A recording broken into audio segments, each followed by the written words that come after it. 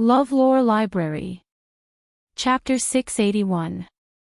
In response to Ning Shu's astonishment, Xiahou Qin did not make any assertions. Instead, he slowly said, "I'm afraid we'll have to wait until we see that wet nurse before we can get a glimpse of it. At present, Empress Xiao's wisdom and foresight are far beyond our imagination." Ning Shu nodded and could not help but sigh. This woman who bore the burden of infamy had created countless legends when she was still alive. She had once brought unprecedented excitement to the depressed and decadent atmosphere of the Great Yu dynasty, and let countless subjects of the Great Yu dynasty see hope again. Even if she met her death in a sorry state and her legend came to an end, the hidden chess pieces she left behind during her life still led every turbulent twists and turns many years later. As the two whispered, the door of the Duke Fu came into view. It would be a lie to say that there was no attachment, especially since they had just spent the night together. It was just that the night was really late, and it would be unreasonable to delay any longer. Ning Shu pulled up the corner of her skirt and got down from the carriage. She stood outside the window and looked at him. She whispered a good night and urged him to return early. He nodded slightly and used his white hand to lift the bamboo curtain. He followed her voice and smiled gently at her. Her cheeks couldn't help but blush as she urged him to quickly return home. He was already poisoned, so how could he tire himself out? But he smiled and nodded again, still not moving. Ning Shu could not help but laugh. She only felt that the two were too strange at this moment. It was so strange that she only wanted to ask each other, "Tell me, why is the moonlight so beautiful tonight?" She was still immersed in the breathtaking moonlight and she suddenly heard the sound of the Duke Fu's door opening. Hearing the news that Ning Shu had returned, Ning Deyuan brought the servants to personally welcome her. However, he did not specifically welcome Xiahou Qin. "Shu, you're back. Where's Ji, Didn't you say you'd bring him to the Lantern Festival, play for a while and then send him back? Why did you wait until now?" Ning Shu's mind buzzed. A burst of coldness rushed from the soles of her feet to her meridians. She stepped forward and anxiously said, "Forsythia did not bring Ji back. More than an hour ago, I ordered Forsythia to take Ji back to the Fu first. Why are they not back yet? It shouldn't be like this." Even if Ji had fallen asleep on the way back to the residence from the East Market, the carriage had slowed down in fear of waking him up. However, they should have been back in an hour at most. How could they have waited until now? An ominous premonition suddenly gripped her heart, causing her to instinctively tremble. "Chao ho, Chao ho." Feeling Ning Shu's panic, Xiahou Qin quickly walked to her side and said, "Xiao Shu, don't think too much. With Hui Mo escorting them all the way back to the mansion, nothing will happen. Even if they really meet, Hui Mo will use his body to protect Ji. Don't worry too much. Maybe we're just overthinking things. Tonight's Lantern Festival is packed with people and carriages. It's very likely that they were delayed on the road, so they came back a little slower.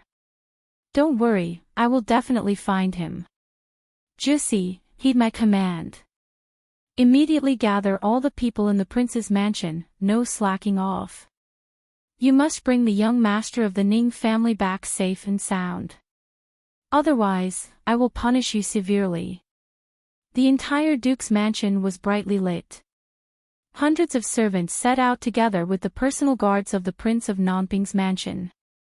They searched along the roads that the duke's mansion had to pass through to reach the East Market. However, after searching for nearly 2 hours, there was still no news.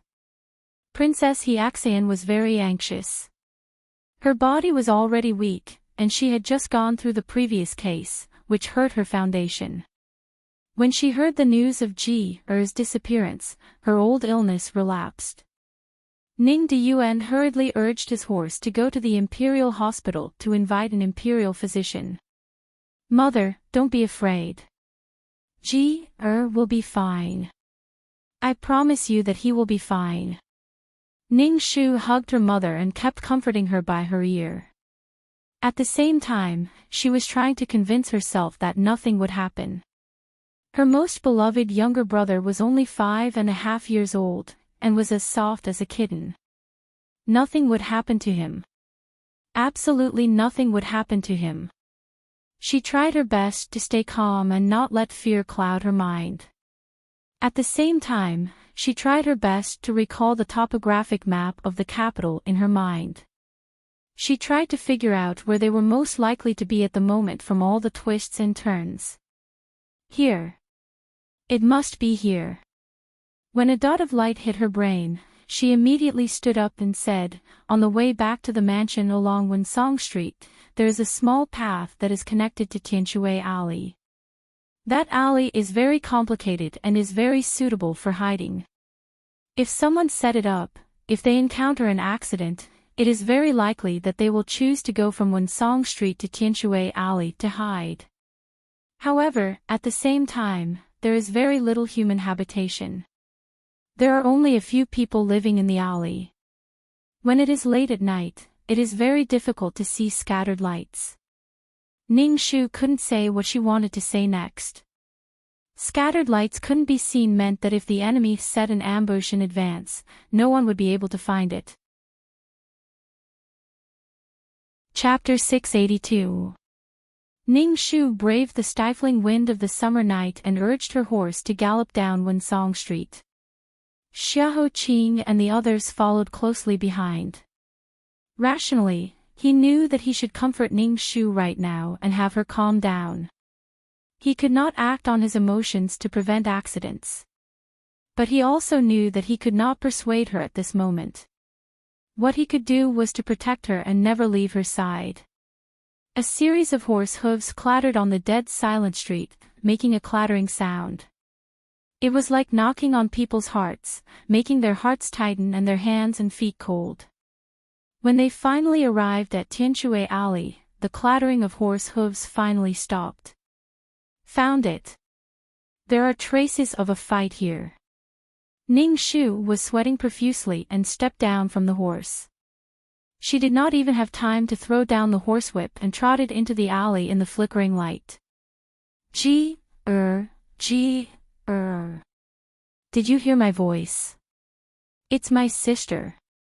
I'm here, she shouted in the dark. Even her voice was hoarse, but she did not get any response. What she found was a broken carriage parked in the alley. The axle was broken, and it was covered with knife marks and blood. She trembled uncontrollably. She opened her eyes wide and ran in the depths of the alley, crazily looking for proof that they were safe and sound. But there was nothing. She found nothing. What she found was only broken feathers deeply embedded in the wall. The broken wall was cut by the blade and fell to the ground. She also found the smell of blood everywhere. In the end, she finally saw the figures she had been desperately searching for in the light of the crowd. However, they were stiff, lying on the ground in disarray. There was not a single sound. The sticky liquid that flowed out of their bodies attracted a swarm of summer night mosquitoes to surround them and feed on them, making ear-piercing buzzing sounds. A sharp voice pierced through the top of her head, and there was a buzz inside. Ning Shu's face was completely drained of blood, and she walked over in a daze as if she was sleepwalking. In the pool of blood, she identified the familiar and unfamiliar faces one by one with difficulty. Bai Xiao, Nanny Zhang. Uncle Li. Hong Si. It was so strange. The summer night was so hot and humid, but they were so cold that she could not feel any temperature. Ning Shu stretched out her twitching hands and closed their eyes one by one. Why was it like this? Clearly, a few hours ago, they were still laughing and chatting happily as they strolled through the East City Lantern Appreciation Festival. Clearly, not long ago, they were still smiling and joking with her.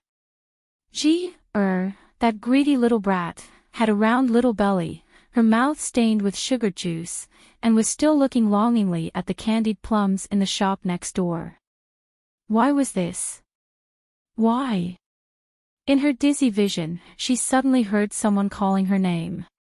This is Huimo. Huimo. Xiahou Qing's face turned cold. Ning Shu immediately got up and ran over. She almost tripped on the hem of her dress when she ran. Fortunately, Xiahou Qing caught her. She tore off the hem of her dress without thinking and ran to Huimo. The little monkey, who was always clean, pure, and good-tempered, smiling at everyone, was now covered in rotten flesh. The merciless swords had left countless bloody holes all over his body, and each hole seemed to contain a spring, dyeing the blue clothes he always wore into a dazzling dark purple. This was the child he brought up. In the past 10 years, he had absorbed the strength of living from this child countless times. But now, this child was dead. When he smelled the smell of blood, Xiahou Qing's body shook and the blood on his lips faded. But when the tip of his ears moved slightly, he suddenly said, "Don't cry. He is still alive. Jussi, protect his heart." Josie and the others didn't even think about it. They immediately obeyed the order and lifted Hui Mo's weak body.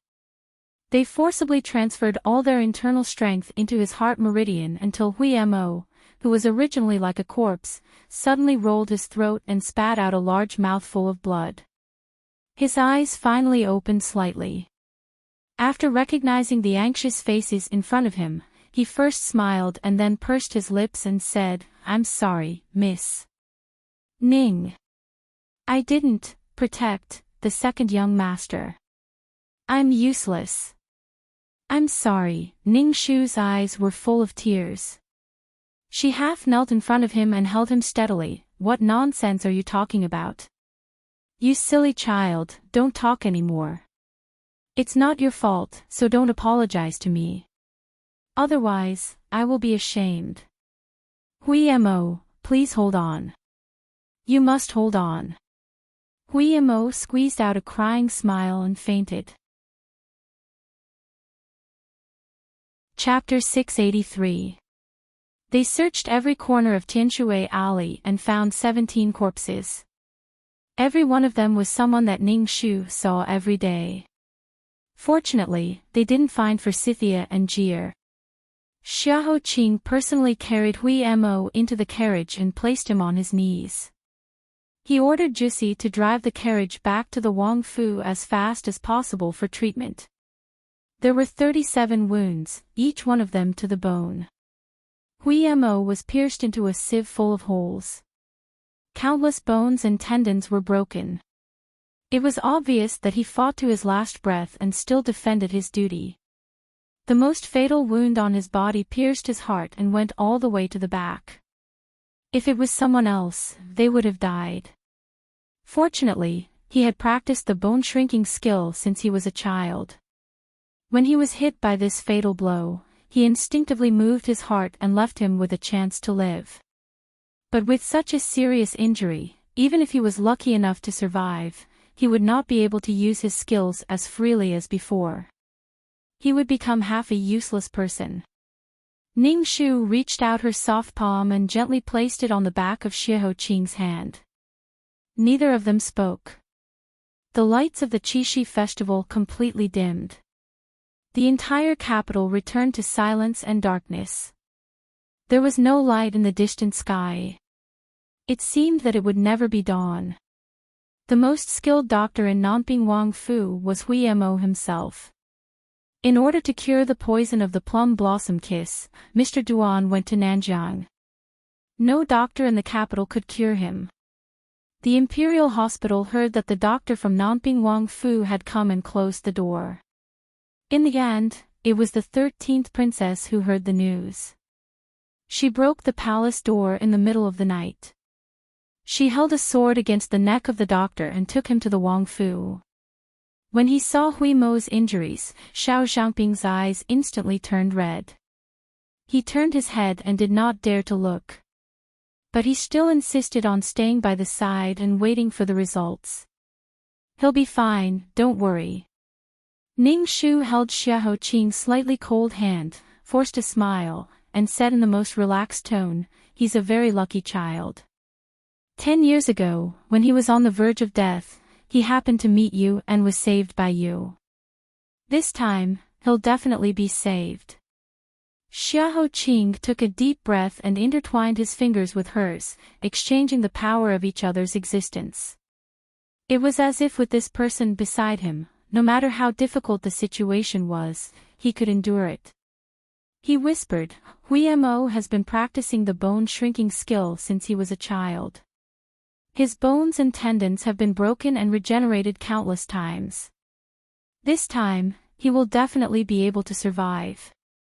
However, Ji Er's whereabouts are still unknown." Ning Shu tugged at the corner of her mouth and said, "His whereabouts are unknown. Doesn't that mean he's safe and sound?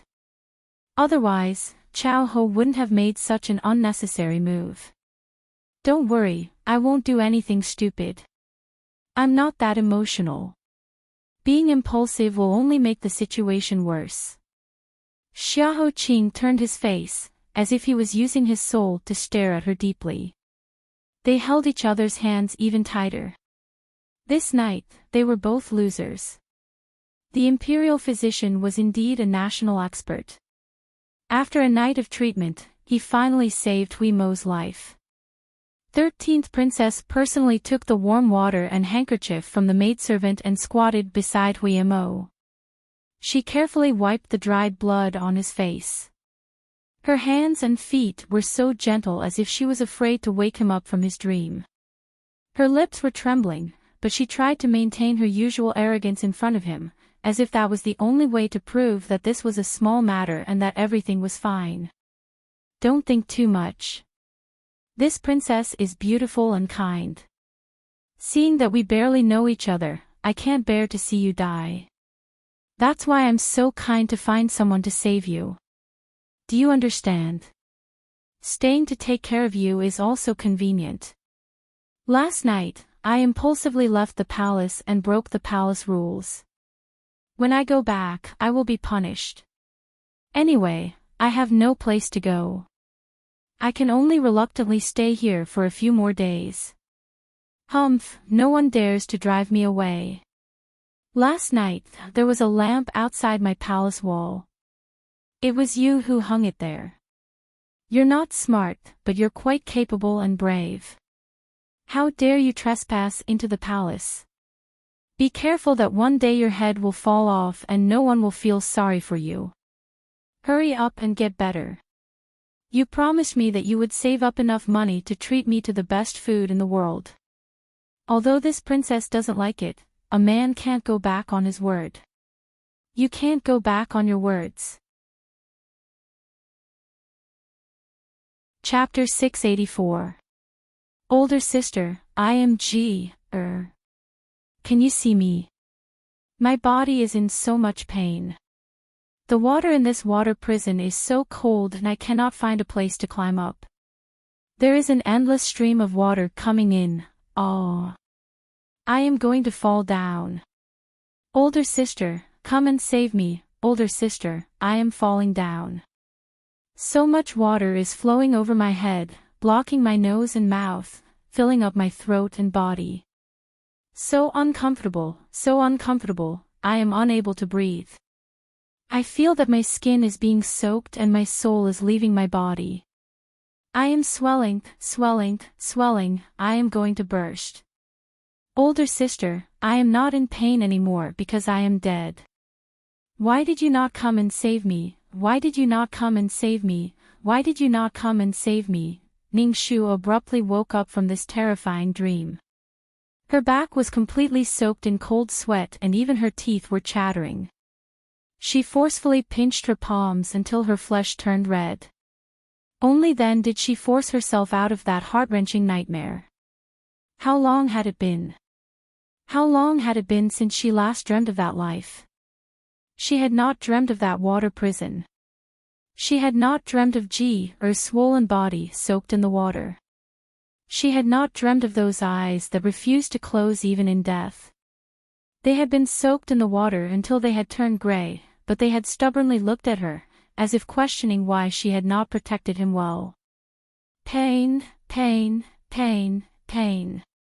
It was so painful that she was about to split apart. She had clearly made a vow with her soul in this life that if she had the chance to start over, she would definitely escape from that life's prison and not let her loved ones suffer any more harm, but she still went back on her words.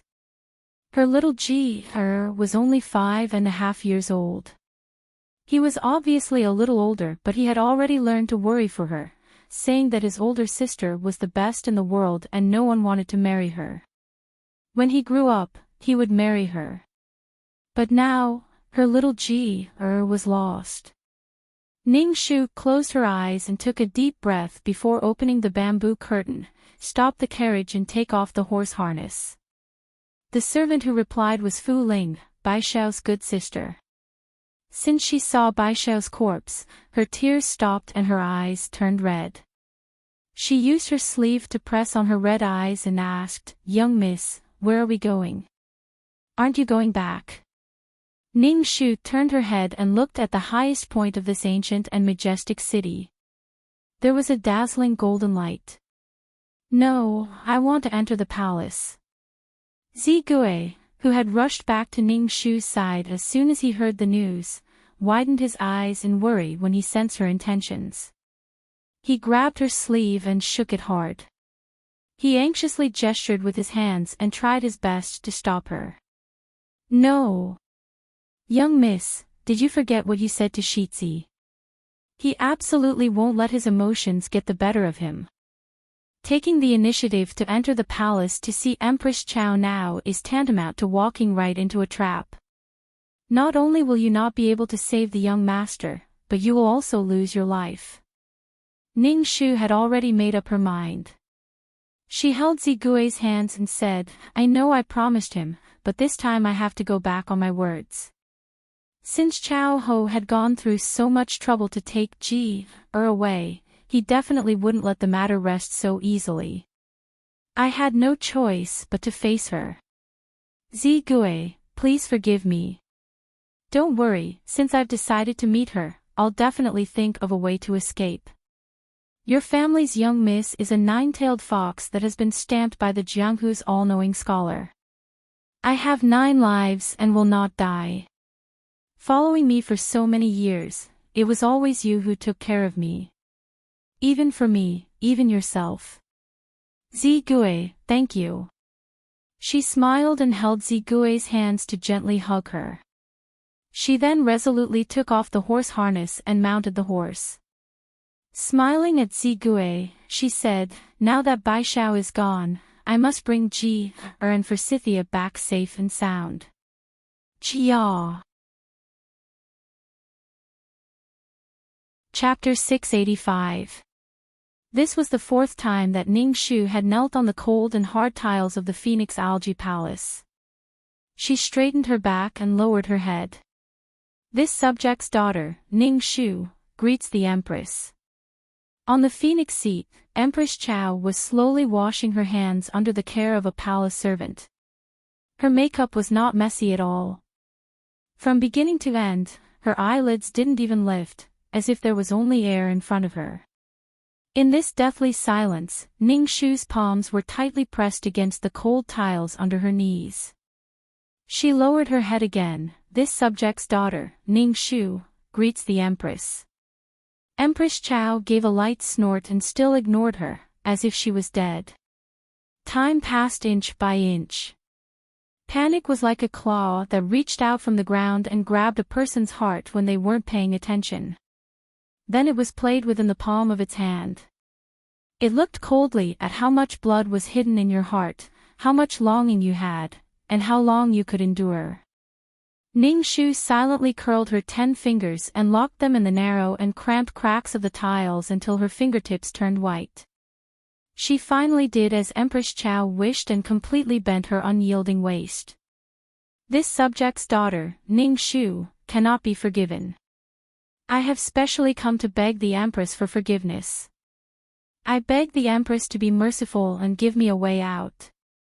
In the end, the rare word beg came from her mouth. Empress Chow's eyebrows moved. She waved her hand and ordered a palace servant to bring a soft pillow for her to lean against. Only then was she willing to give her a pitying look. She smiled coldly and said, "What did you say?" "Ben Gong is old and can't hear clearly." "Say it again." Under Ning Shu's long eyelashes, she hid all of her emotions and put down all of her pride. This subject's daughter, Ning Shu, is extremely daring. She disobeyed Nyang Nyang and committed an irreparable mistake. This subject's daughter will not object to her punishment. However, my younger brother, Ning Ji, is only 5 years old and doesn't know anything. He is innocent.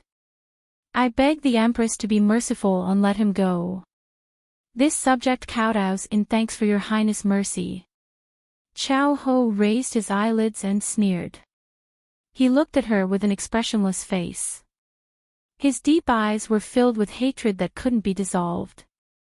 She waved her sleeves and tossed the golden basin in Kai Bin's hands in front of Ning Shu. She then tossed the basin full of water in front of Ning Shu. Show mercy. This consort once gave you a chance, but how did you repay this consort? With your disobedience or your betrayal? Ning Shu closed her eyes and allowed the water to splash all over her face. Streams of water flowed down her cheeks and slid down her neck and collar. Half of her body was wet. She didn't move at all, willing to bear Chow Ho's wrath. Because she knew that if she couldn't satisfy Chow Ho today, Ji-er would have no way out. Chow Ho walked down the jade steps and came in front of Ning Shu. He grabbed her neck forcefully and bent down to look at her surrender. Now that your loved ones are in danger, you know how to feel heartache, you know how to be anxious, you know how to be anxious, you know how to feel like your heart is being cut by a knife. Then what about this consort's older brother? This consort's only older brother died by your hands. You think that what you did was beneficial to the country and the people, right? When my older brother's head fell, you must have been so happy that you wanted to clap your hands and cheer. But you are such an idiot, how could you know the unspeakable truth? You worked together to wash away the injustice of that stubborn rock, Xiaomingzhen, but you pushed my older brother into a boundless prison. Her neck was tightly gripped by that hand. Even breathing was a luxury. Ning Shu's eyes flashed. She raised her head and squeezed out each word from her throat with difficulty. This subject's daughter was ignorant and impetuous. Empress, please enlighten me. Chapter 686. Ha, ha, ha. Chow Ho abruptly raised his head and drew a long breath from his throat. His sharp eyes were covered with a layer of blood mist. Finally, just as Ning Shu was about to take her last breath, he released his hand out of pity. Finally breaking free of the 5 fingers, Ning Shu's vision turned black. She opened her mouth to cover her swollen neck and gasped for breath. It was as if she had just escaped from the gates of hell. Her heart swelled with pain and her entire body was numb. She could only rely on her trembling hands to prevent herself from collapsing to the ground. Admiring her miserable appearance, Chow Ho revealed a disdainful look. He seemed to be a bit annoyed as he turned his back and walked to the large window inlaid with extravagant glass. The light above her head was cut into countless small pieces through the window lattice and soaked into her bright yellow phoenix robe. It appeared particularly cold and ethereal, as if it was a dream. She was clearly mocking, but it also seemed like she was crying. You guessed correctly. Before the casting of the 100,000 taels of fake silver was approved by my elder brother, so this matter is not false. But how could you idiots who claim to be fair and righteous know that the 100,000 taels of fake silver was not embezzled by my Chow family? Rather, it never existed in the first place. The buzzing in her ears was broken by her stern voice. Ning Shu held her neck and slowly came back to her senses. She couldn't help but frown in astonishment. What do you mean? Chao Ho reached out his hand and gently stroked the exquisite and prison-like window lattice. He used the softest gesture to caress her laughable and sad life. Since the founding of this dynasty, it has been 300 years. It is like a field of flowers in a fertile garden, gradually blooming into a field of flowers. The common people live and work in peace and contentment. The court is full of vitality and everything is new.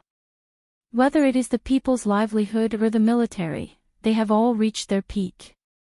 But as the saying goes, people do not have 1,000 good days, flowers do not bloom for 100 days.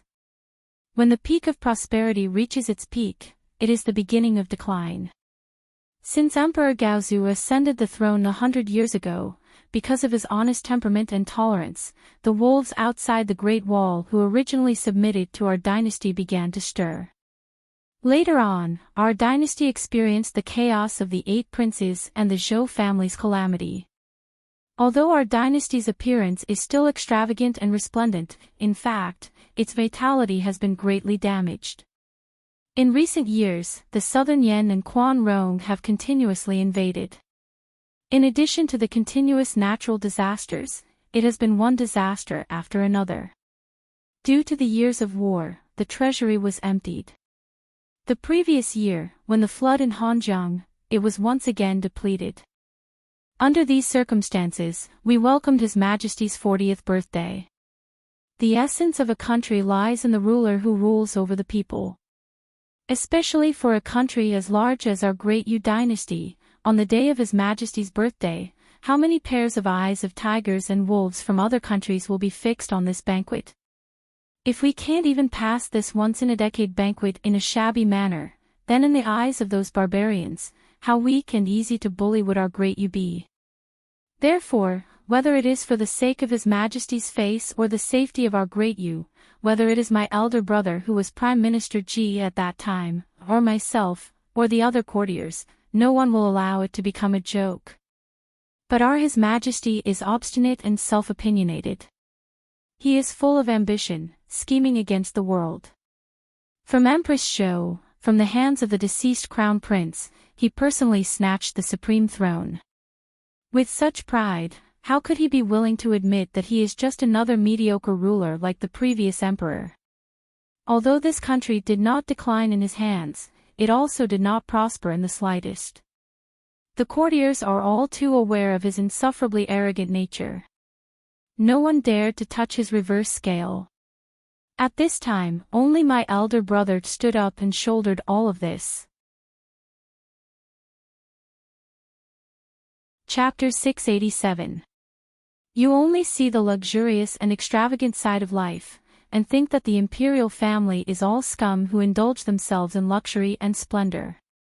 How could you have thought that my elder brother has also bathed himself in blood countless times for the sake of the country and the people? Empress Chao turned around and glared at Ning Shu like a raging inferno. Yes, this empress admits that in the matter of Zhao Mingjin, our actions were indeed inappropriate, even somewhat despicable. However, that was only because we were forced into a corner. Once the matter of the silver forgery was made public and the entire 9 provinces knew about it, my elder brother would be punished. Most importantly, everything that we had painstakingly arranged would be completely wasted. From then on, Great Yu would become the laughingstock of all nations and would never be able to raise its head again. Ning Shu, do you know that this world is not black and white? Ask yourself honestly, you have protected the justice in your heart, but is my elder brother truly wicked beyond redemption? Should he bear the disdain of the entire world and die a violent death? Then what about all the things he had done and all the blood he had shed? Her voice seemed to have the sharpness to cut through flesh, as if it weighed 1,000 jin. It was like an axe that chopped down on Ning Shu's bent back. An enormous mountain came crashing down. Ning Shu could see with the naked eye that she was slightly swaying. That mountain was too heavy and too frightening, as if it wanted to crush her entire body into the earth, making it impossible for her to climb back up. After a brief moment of absent-mindedness, under Empress Chao's oppressive and scrutinizing gaze, Ningxu slowly straightened her bent back. She raised her head and spoke with a voice as clear as water. Reporting to the Empress, in Ningxu's eyes, the world is not black and white. Indeed, the words and actions of the imperial brother-in-law are truly admirable. In the past, it would not be an exaggeration to call him a great hero. The matter of the silver forgery is pardonable, but is this the reason for all of your evil deeds? In the Empress's eyes, the imperial brother-in-law has made great contributions to the country and the people, but in the eyes of the Zhao family and the people of Hanjiang Prefecture, Lord Zhao has also made great contributions. Could it be that while the imperial brother-in-law's righteousness is righteousness, Lord Zhao's righteousness is not? There is no reason for this. Empress Chao snapped, "What do you know?" Balancing the two evils was the lesser of the two. Under the circumstances at that time, the death of Zhao Mingjun could cover up all the troubles, so why not do it? What's more, Zhao Mingjun wasn't killed by us alone. Back then, because he was stubborn and didn't know how many of his colleagues in the court were offended. It was my brother who cherished talent and couldn't bear to see him isolated, so he remonstrated with His Majesty to let him go out and become an official. Do you know why there was a drought in the Hanjiang Prefecture? He sent dozens of memorials, but none of them were sent to His Majesty. It was all because he had offended too many people. If it weren't for my elder brother's repeated words of protection, he would have been killed countless times already. Afterwards, when the silver case came out, my brother personally went to the Hanjiang Prefecture to discuss with him. He wanted to come up with a solution to cover up this matter together. But he didn't care about the kindness of those years. Instead, he wanted to announce this matter to the world, forcing my brother to apologize. Ha! In the end, his stubbornness were the real accomplices to his death. Empress Chao's words were sharp and eloquent, as if she had all the reasons in the world. However, Ningxu bluntly retorted, "Your Highness, this subject can understand your grief as a relative, but this cannot be the reason for you to invert black and white." At first, it was possible that the imperial brother-in-law had no choice but to do so, but what happened later? When His Majesty ordered the 200,000 taels of silver to aid the Hanjiang Prefecture, wasn't the best solution to immediately report the situation to His Majesty and then discuss how to get through this crisis together? But the imperial brother-in-law didn't do that, and neither did Your Highness. Could it be that the imperial brother-in-law didn't have his own selfish motives? Could it be that compared to the hundreds of thousands of people in the Hanjiang Prefecture who were on the verge of death, the Chao family cherished their own feathers more? Ningxu didn't mean to offend you, but there is something that must be said. Perhaps from the very beginning, the countermeasure that you had discussed was to use the blood of others to smooth out your own disaster. Ningxu's voice was not loud, but her words were firm and forceful. She did not leave any face for Chao Ho at all. It was like a muffled but painful slap to the bone. It made Chao Ho's face turn ashen and he lost all face. "You, how dare you?" Chao Ho's plump and dignified face was visibly impulsive. Her eyes glared angrily as she quickly stepped forward and raised her hand to slap Ningxu. Chapter 688. Paw. She forcefully threw a slap at Ningxu. The golden armor studded with jewels mercilessly left several glaring red marks on her face. Chao Ho's voice was like a fingernail scratching glass as it echoed in this large and cold palace. "Ningxu, do you think that Ben Gong doesn't dare to kill you? Now that things have come to this, whether it is the imperial court or the harem, everything is in Ben Gong's hands. What does Ben Gong have to worry about? Even if that Xiahou Qing is willing to pull the entire Cloud Swallow province to rebel for you, Ben Gong has nothing to fear.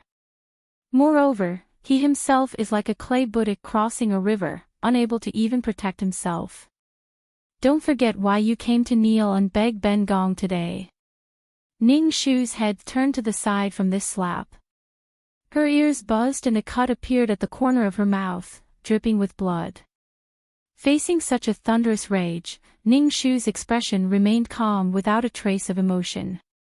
She reached out and slowly wiped away the blood, then turned to Chao Ho and said, "For Nyang Nyang to be so angry, doesn't this prove that this subject's daughter has guessed correctly what you were thinking? This subject's daughter is kneeling and begging for the safety of my younger brother. If Empress wants to kill Ning Shu to vent your anger, you can take this life at any time. If Ning Shu cries out, she will never be human again." Venting his anger on an ignorant child, how could it be considered an upright action? Is this what Empress meant by weighing the pros and cons and upholding the great Tao? Isn't this making a fool of yourself? Her plain words did not even have any ups and downs, but they were able to expose the false righteousness that Chao Ho had just created. In reality, they were all just excuses for his own selfish interests. Power and prestige were the most charming things in the world, but they were also the most terrifying demons. When they put on the curse of being a hero, they would be bound by it for the rest of their lives and gradually become the demon's puppets. Chao Ho's face completely distorted. She was so angry that she couldn't speak. Her vision darkened and her chest heaved violently. If it weren't for the fact that she wanted to maintain her last bit of honor and pride as the Empress, she would have beaten Ning Shu to death on the spot.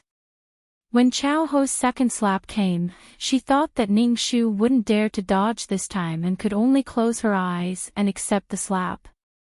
She hadn't expected that she would make a mistake. Ning Shu suddenly raised her hand and grabbed that noble hand, squeezing it in her palm.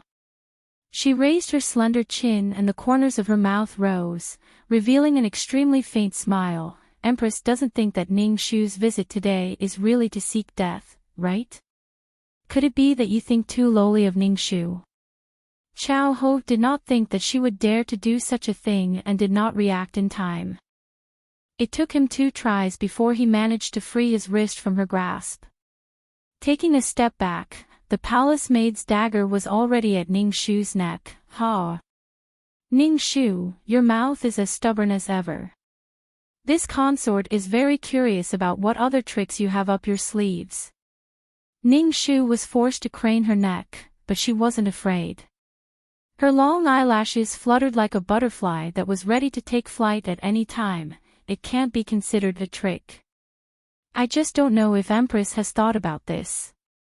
If Consort Qi had an accident, would the 4th prince still be restrained by you? What have you done?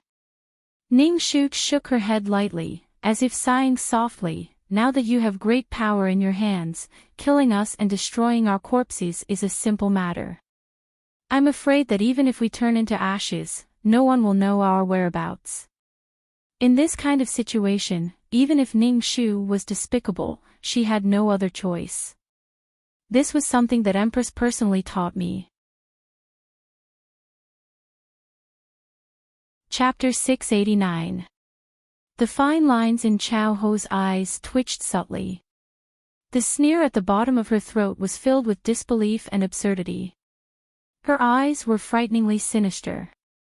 You are threatening me. People had to lower their heads under the eaves. Ning Shu knew that there was no benefit in completely angering Chao Ho, so she stopped before going too far. She calmed down and once again restrained the sharpness in her body. She only used her pair of flawless black eyes to meet Chao Ho's weapon. Nyang Nyang, please reconsider. You went to great lengths to capture my younger brother just to torture me. But is there only one way to torture people in this world? The saints also say, do not pursue a cornered enemy. If I bring you endless trouble just for the sake of a moment of anger, then the gains do not make up for the losses. Ning Shu does not ask for much. I only ask that you be magnanimous and let my younger brother go. Ning Shu is willing to take his place. Whether Nyang Nyang wants to beat or kill him, Ning Shu will not object. Her sleeve slid down and she held the translucent white whistle in her palm. It was as if she had taken out the greatest sincerity. Xiao Ho glanced at the whistle and sneered. How to torture you, for example. Ning Shu was like a graceful jade mountain, soaking in the wind and rain, unmoving. It was as if she was completely discussing other people's matters. She was completely fearless. The simple ones are the most common punishments: disfigurement, cutting flesh and severing tendons, physical pain. The more difficult ones attack the heart. Ning Shu has no other ability in this life, but she has some insignificant ability in solving cases. I have heard that there are many poisons in this world that can make people lose their mind and soul. In particular, there is one called the disorientating powder. It can make people go crazy during the day and do all kinds of demonic things. When night comes, they will return to normal and remember everything they did during the day. For someone like me, this medicine is 100,000 times more terrifying than killing me. With Nyang's methods, this kind of medicine should be as easy as flipping your hand. Her tone was so calm, but it made the palace maids in Phoenix Algae Palace feel apprehensive. How ruthless must this person be to be able to torment others in such a calm manner? This girl from the Ning family, could it be that she had been a madwoman since she was young? Xiao Ho raised his eyebrows and suddenly laughed. "Heh, you are indeed quite interesting." She shook her head and sighed with emotion. "If it weren't for the fact that we're on different sides, this consort would admire you. It's a pity that you're so stubborn. How about this? It's rare for me to dote on someone, so I'll agree to your request. Kai Bing, go find the aperture dispersing powder for me." Kai Bin lowered her head and said submissively, "Yes." The dagger on the side of her neck was removed. Ning Shu closed her eyes and exhaled heavily. The water prison. It was that water prison again. In her previous life and this life, Ning Shu personally stood in front of the familiar water prison for the second time.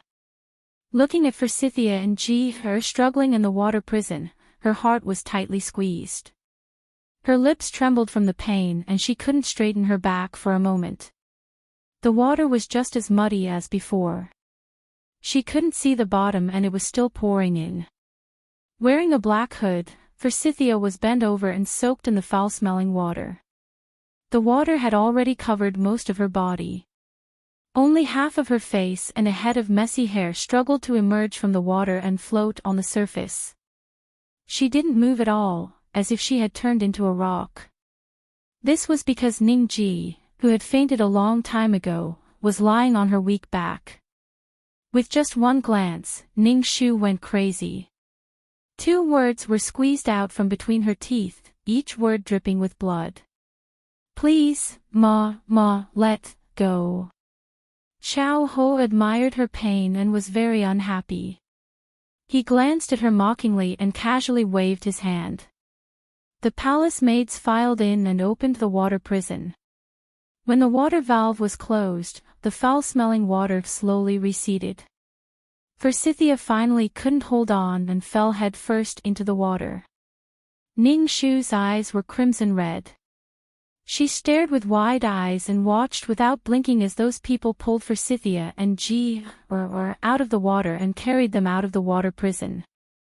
Behind her, Xiao Ho's voice was like a Buddha, like a demon, like a ghost. "Ben Gong has fulfilled my promise and let them leave. Now it is your turn." Ning Shu raised her hand and personally broke the short whistle. Then she walked past Forsythia and step by step and into the water prison. In a voice full of gravel, she said, "Ning Shu, as a close friend, is deeply fortunate."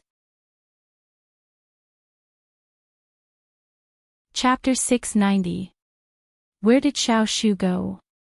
Zigui bit her lips tightly and did not respond. Xiao Qing's face darkened even more. He took a step closer and asked, "I'll ask you one more time. Where is Xiao Shu right now?" Facing such a strange and almost aggressive Xiao Qing, Zigui took a step back in fear. She did not dare to meet his eyes and could only repeatedly shake her head to express that she had no comment.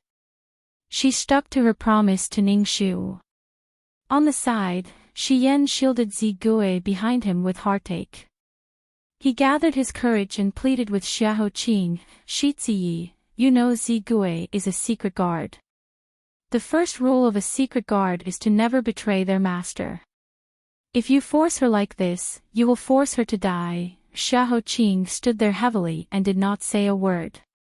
Just standing there, he turned himself into a piece of jade and soaked in ice. He was so quiet that it made Shi Yan tremble with fear. When Shi Yan was worried that his Shiziyi might be impatient and have the intention to kill, he saw Shiziyi turn around, leaving only a cold and indifferent sentence. "Have you ever thought that your so-called criterion is indulgence? You indulge her to put herself in danger, indulge her to stake everything on one throw without cherishing herself, indulge her to make her own decisions and wholeheartedly seek death. When that time comes, what will you do?" Zigui stood there in a daze until Xiahou Qing's figure was far away. She suddenly woke up and grabbed Shi Yan and hurriedly ran in front of him. She stretched out her hands to stop him and then anxiously pulled on Shi Yan's sleeve. She wrote and gestured what she wanted to express to Xiahou Qing through Shi Yan's mouth. "Enter the palace, Empress." Shi Yan had just blurted out when Xiahou Qing's expression suddenly changed. He roared, "Jussi! Get on the horse." The black riders galloped away. In the water prison, Ningxu was tied to a wooden plank in the air. The plank was very narrow and could only allow Ningxu to lie on it. The two ends of the plank were hung with iron chains. Her head was low and her feet were high. Even Ningxu felt that her head was heavy and her feet were light. All the blood in her body rushed to her head, making her heart beat so fast that it felt like it was going to explode. Above her head was the water inlet, and the intermittent water kept hitting her forehead from above. Sometimes it was rapid, sometimes it was trickling, and sometimes it would stop for a moment out of kindness.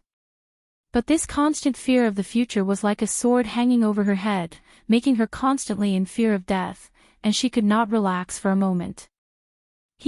Water torture. Chao Ho could be considered to have spent a lot of effort. He had yet to find the aperture dissociation powder, but he had already thought of using this method to torture her. Without using a single soldier or even a drop of blood, he could drive her crazy. Ningxu was amazed that she still had the time to be distracted at this time. Sure enough, the various ways of dying in those 300 years had already tempered her heart of steel. However, if her father and mother knew that she had acted on her own initiative, they would probably be upset. However, she had reincarnated this time to undo the regrets of her previous life. Even though she knew that they would be upset, she still had to hurt them. Fortunately, was here. Children always represented hope. Her father and mother would probably gradually ease up under the scouring of the world. If she could ensure the safety of her entire family, what harm was there in dying? On the other hand, Xiahou Qing, this was troublesome. That guy's ears were sharp, and his heart was even sharper. He probably already knew what she had done. She was so angry that she had come to throw away her life without even saying goodbye. That guy was definitely furious. Originally, they had agreed that she would properly accompany him in the last month and send him on his final journey. Now, the first one to die was her. She had fattened from eating her words. She had fattened from eating her words. When they met on the bridge of helplessness in the future, he would probably be so angry that he wouldn't even want to acknowledge her. The water that had stopped flowing above her head for a moment rushed down again. Ningxu revealed a bitter smile to herself. Sigh, forget it. In any case, being thick-skinned was nothing new. When they met on the bridge of helplessness in the future, what harm was there in lowering her face and begging him? That guy had a hard mouth but a soft heart. What could he do to her? With this thought, Ning Shu became happy again. Just as she was trying to find joy in her misery, the door to the water prison creaked weakly in pain. A gap opened, and a tall, thin, and gloomy figure walked in from outside. Chapter 691. That person walked in step by step and stopped in front of the rusty iron bars of the water dungeon. He looked down at Ning Shu, who was being punished in the water dungeon. He did not say a word, his eyes as dark as an abyss. Who was this person? Was he so bored that he came to watch the show? Ning Shu wanted to open her eyes to see who this person was, but after trying several times, she could not open her eyes in the water. She could only see a blurry figure. It was very familiar, but also so unfamiliar that it made her heart palpitate. Xiao Yun. She opened her mouth, only to find that her throat seemed to be stuffed with sand. What are you doing here? Xiao Yuni, who had been immersed in the darkness, finally spoke. His bottomless black eyes shone faintly, as if he was lamenting and sighing. What else can I do? I went against Mother's orders and sneaked in, so of course I'm here to see you. Shu, I've advised you many times not to stay in the capital and not to be entangled with Mother, but you're so stubborn. Shu, what should I do with you? Ning Shu almost thought that she had misheard. She couldn't help but let out a smile. Your Highness the Sixth Prince. Even now, you still want to continue acting like you're deeply in love. Your interest is still as high as ever. This little girl almost believed you. Xiao Yuni furrowed his eyebrows unhappily. Shu, I was the one who came to see you the moment you were in trouble. I was also the one who knew that Mother would punish me severely, but I was still stubborn. I was even the one who offered to help you leave the capital several times and keep you safe. From the beginning to the end, I only had one thought, and that was to protect you. But you didn't appreciate it and now you're being so sarcastic towards me. Shu, do you think my heart is made of iron? Or do you only have that cowardly Xiahou Qing in your heart? Did you know that after he found out that you had fallen into the harem, he also entered the palace to see Imperial Mother? However, after being threatened by Imperial Mother, he didn't say or do anything and just left the palace with his tail between his legs. When will you open your eyes and see clearly that the only person who truly cares about you is me from the beginning to the end? Because of his burning obsession, the corners of Xiao Yuni's eyes were red and his hand that was holding onto the iron bars almost broke the thing in his hand. You care about me. Ning Shu shuddered from head to toe as a new wave of water washed over her. It took her a long time to calm down before she could continue speaking. Her voice was very, very low, like a gossamer that could break at any moment. Even when it was at its limit, the sharpest sound could be heard. She smiled and said, So, the way Your Highness the Sixth Prince cares about me is to take advantage of my perilous state, kill my maids, kidnap my second brother, and force me into a desperate situation so that you can use me as a bargaining chip to claim credit from your Imperial Mother. Then you pretended to be a good person and sent me to act as if you were deeply in love. Sixth Highness, even I feel tired for you. When his face was exposed, Xiao Yuni panicked visibly, as if he had been slapped hard in the face. He couldn't continue with his act and had no face left. How do you know it's me? In the splashing water, Ning Shu coughed heavily a few times before she coughed out the water in her throat. She said intermittently, What's so difficult about this? Although the Empress seems to be in control of the situation now, she has been surrounded by enemies for many years. In addition, His Majesty is afraid of her. Furthermore, she has completely lost her right hand this time. The Imperial uncle is now like an old tigress with only a huge skeleton.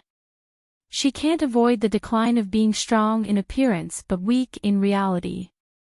Other than you, who else can she rely on to be her ox and horse? What's more, when His Highness the Fourth Prince forced the abdication, Your Highness the Sixth Prince didn't help in time. I'm afraid that you've angered the Empress. If you don't take the opportunity to use my Ning family's head to show your sincerity to her, how can you sit on your throne? Your Highness the Sixth Prince, I used to think that you were a pitiful person who lost yourself because of power. Now I know that you're just a complete hypocrite. I, Ning Shu, am deeply ashamed to know you in this life. Shut up. Ning Shu, don't think that I will tolerate you forever. Chapter 692. When the water above her head stopped flowing again, Ning Shu finally found a chance to catch her breath. She raised her head and looked carefully at the nightmare that had haunted her for 300 years. She couldn't tell if it was hatred, disgust, or something else. At that moment, she even felt resentment. She resented the heavens for playing tricks on her. She had already completely let go, but this nightmare still chased after her, biting her and tearing her apart. It even reached its hands out to her Ji-er once again. She didn't dare to think about it. If she had come a step later, would Ji-er have repeated the mistakes of his first life? She didn't dare to think about it. She couldn't think about it. As long as she thought about it, the darkness hidden in her heart would start to grow. She even started to regret it. If only she hadn't helped him back then. She would have just watched him be tortured by concubine Qi, watch him fall step by step down the cliff, let him go through his tribulations, let him suffer his sins. So what if he was tortured to death by concubine Qi? It had nothing to do with her anyway. Yes, it had nothing to do with her. It had nothing to do with her. Sensing that her emotions were out of control, Ning Shu quickly closed her eyes to keep herself calm. She didn't want to be changed by this unworthy person. Xiao Yini was pierced by the cold gaze that flashed past his eyes, and he subconsciously defended himself. I admit that I was the one who caught your younger brother, but I really had no other way out and had no other choice. Listen to me, I have my difficulties. He defended himself hurriedly, but she didn't even bother to look at him. Xiao Yini's expression twitched and he froze on the spot. In the dark water dungeon, there was no light at all. There were only a few oil lamps hanging around the walls that gave off a faint yellow light that shone on his face. The other half of his face that couldn't be found cast a long shadow on the ground. It was as dark as ink, and in this airtight water dungeon, it looked exceptionally sinister. He looked down at Ning Shu from above and slowly laughed coldly. Forget it. You won't listen to anything I say. From the start to the end, you've never been on my side. Then, I'll do my best to finish this evil person. What do you want? Before Ning Shu could even ask, she saw Xiao Yini twist something and the mechanism in the water prison made a dull sound. The metal lock slid and the door opened. Ning Shu, who was suspended in mid-air, felt her body move along with the wooden planks in mid-air, swaying, and was brought to Xiao Yini very quickly. Xiao Yini stared at the person who was tied to the wooden board and could not move at all. After being tortured for so long, his entire body was wet and stuck tightly to his body. His face looked like he had been soaked. His face was pale and so were his lips. He looked so pathetic and pitiful, making Xiao Yuni's eyes darken the moment he saw him up close. As sharp as Ning Shu was, her first reaction was to turn her head away. But when the wild dog took its first bite of human flesh, it could not go back to the past. Xiao Yuni reached out his hand, holding his breath as he stared at Ning Shu, who had no strength to resist, almost obsessively. He leaned towards her slender neck and her smooth cheek. His breathing was like fire as he murmured softly, Shu-er, you're my obsession. What do you think I want? Ning Shu's thorns stood up and she almost screamed, go away. Xiao Yuni, Stay away from me. Do you hear me? Stay away from me. Ha, now that you're the meat on my chopping block, what's the use of what you said? Shoo, since you reached out to me when you were 5 years old, our ill-fated relationship was destined to be entangled and difficult to cut off.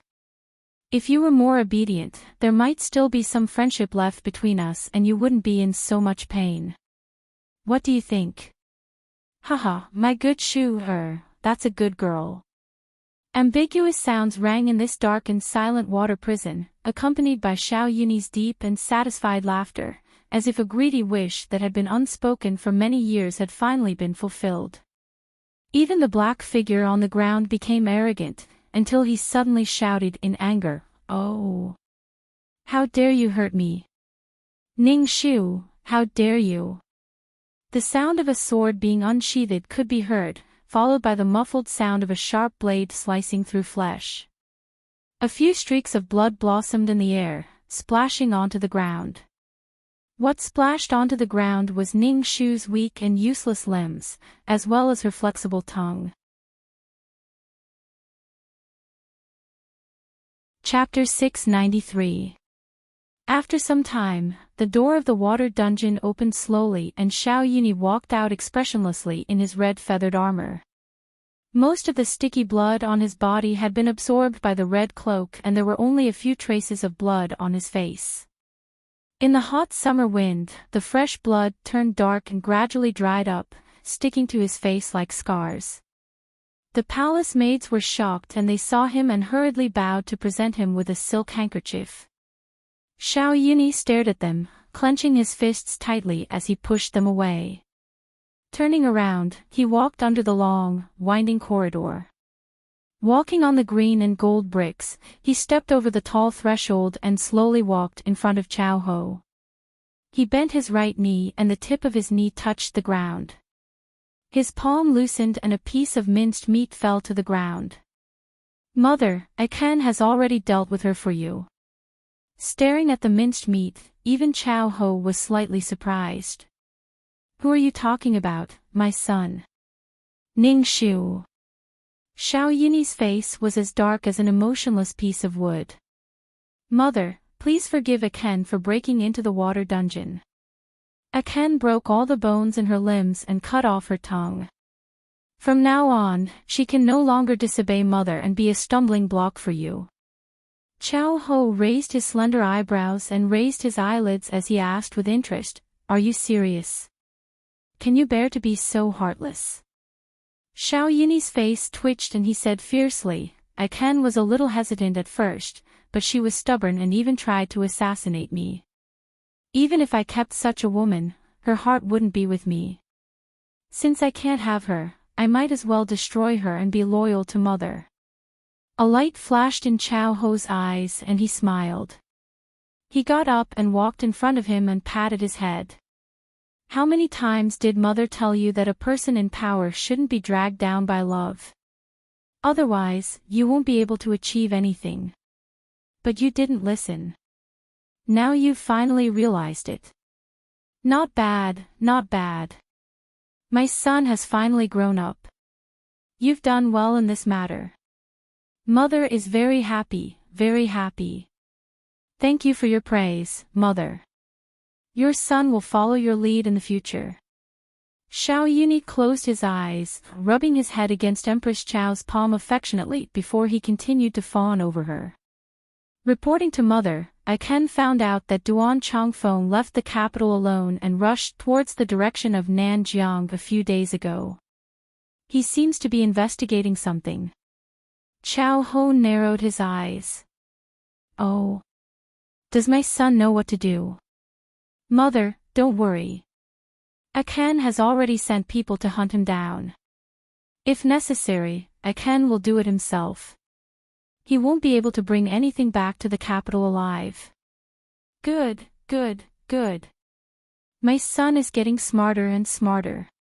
He has the wisdom to rule the world in the future. It seems that Xiahou Qing still hasn't given up and is still vainly trying to fight like a cornered beast. In that case, I'll gift this tongue to him. This consort wants him to spend his final days living in complete darkness, living a life worse than death. Xiao Yuni lowered his head obediently and replied, yes. After kowtowing once more, he straightened his numb knees, bowed his head and respectfully left this dazzlingly gorgeous palace. He stepped over the threshold and walked out. The light and heat outside were like poison, so strong that he couldn't look directly at them. But he was like a bottomless pit, never able to absorb a trace of sunlight. Outside the palace, Xiahou Qing waited under the scorching sun for 6 hours. When the golden crows were covered, a vast expanse of dark clouds spread from the sky, domineering and tragic. After learning that Ning Shu had entered the palace without permission, he didn't have any second thoughts. His first thought was to enter the palace to see the emperor. But no matter how many memorials he sent, His Majesty refused to see them and sent them back. Chao Ho was the same. Seeing his pale face, the guards at the palace couldn't bear to persuade him. Young master, His Majesty and Her Majesty are tied up with official business and can't split themselves. It's impossible for them to summon you. Why don't you go back first? Xiahou Qing was as stubborn as a mountain. He shook his head under the palace's towering glazed eaves. Today, I must see His Majesty. When the last corner of the sky was completely swallowed by the dark clouds, Chao Ho finally sent someone to deliver something as if he was giving alms. When Xiahou Qing opened the box and reached out to touch the bloody soft meat inside, his chest burned. His breathing stopped and he raised his head. Pfff, a large mouthful of blood spurted out from his throat. Chapter 694. The grief in that moment was like a gale, drowning him. Xiahou Qing's lips trembled as he muttered "Xiao Shu" intermittently. His body fell backwards like a piece of bamboo that had been mercilessly destroyed. Shi Yi.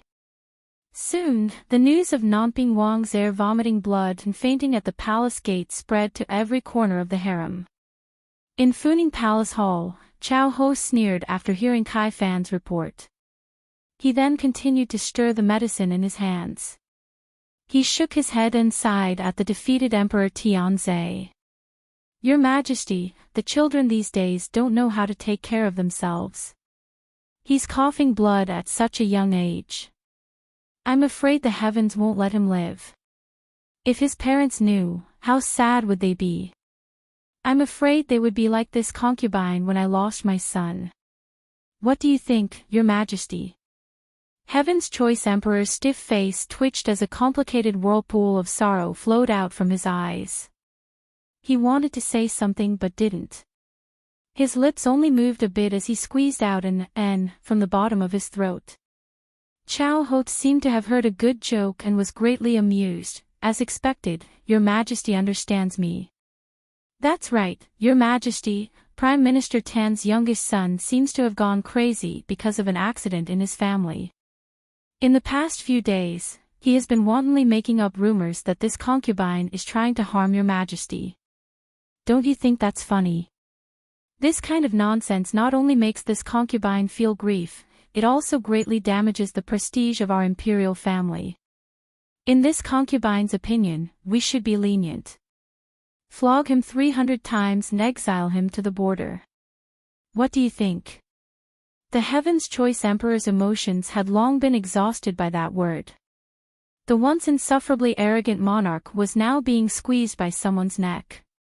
His soul was being squeezed out of his body, leaving behind a shriveled and empty shell. Approved. Thank you, Your Majesty, for your concubine's favor. Chao Ho smiled as he held the white jade spoon and blew on the medicine in his hands a few more times. He respectfully and considerately brought it to Heaven Choice Emperor. Heaven Choice Emperor's fingers trembled and he didn't move for a long time. Chao Ho stretched out his hand and gently rubbed Heaven's Volition Emperor's neck as if he was coaxing a child who was throwing a tantrum and refusing to take the medicine. Your Majesty, the medicine is already cold, you should drink it. After drinking the medicine, You will be able to live for 100 years, 1,000 years, 10,000 years, 10,000 years, and live as long as the heavens."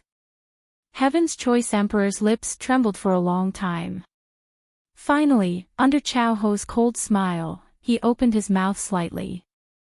And in another corner of the palace that no one noticed, Yin Zhaoyi was rolling on the ground in pain, and her screams filled the entire room. It was as if there were thousands of knives cutting and stabbing her body, wanting to stab her into a sieve, leaving not a single piece of good flesh on her body. "Shu Shui, it hurts, it hurts. Come and help me. Come and kill me. My entire body feels like it's on fire, pierced by needles and slashed by knives. What kind of poison did that crazy woman Chao give me? Is she trying to torture me until I commit suicide? I want to kill her." Next to her, a granny with a face full of scars and disfigurement held an ice handkerchief to her face and body, trying to alleviate some of the pain.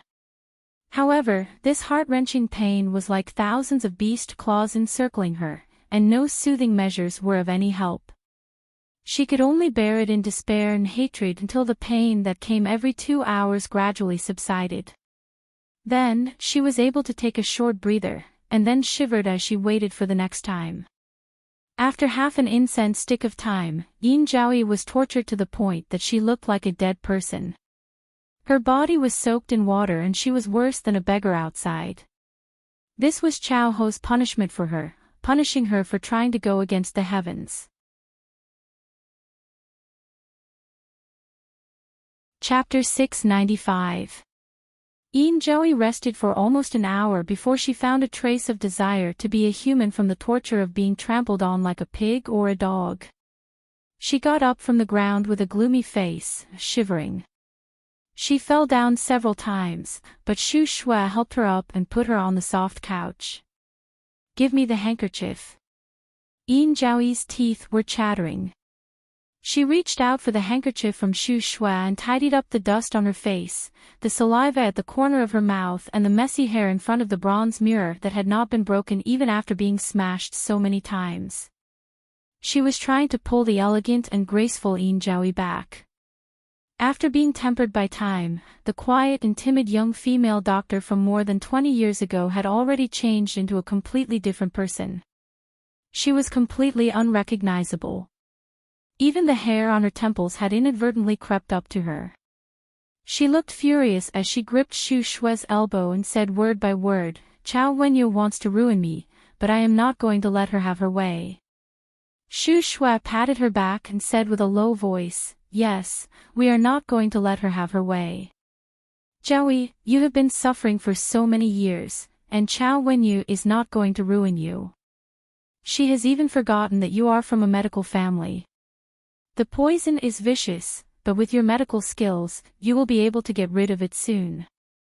Yin Zhaoyi laughed. She shivered and said, "Yes, I have been like an ant in the court for so many years. I have been hiding in the darkness and hiding in the corner. No one has noticed my existence.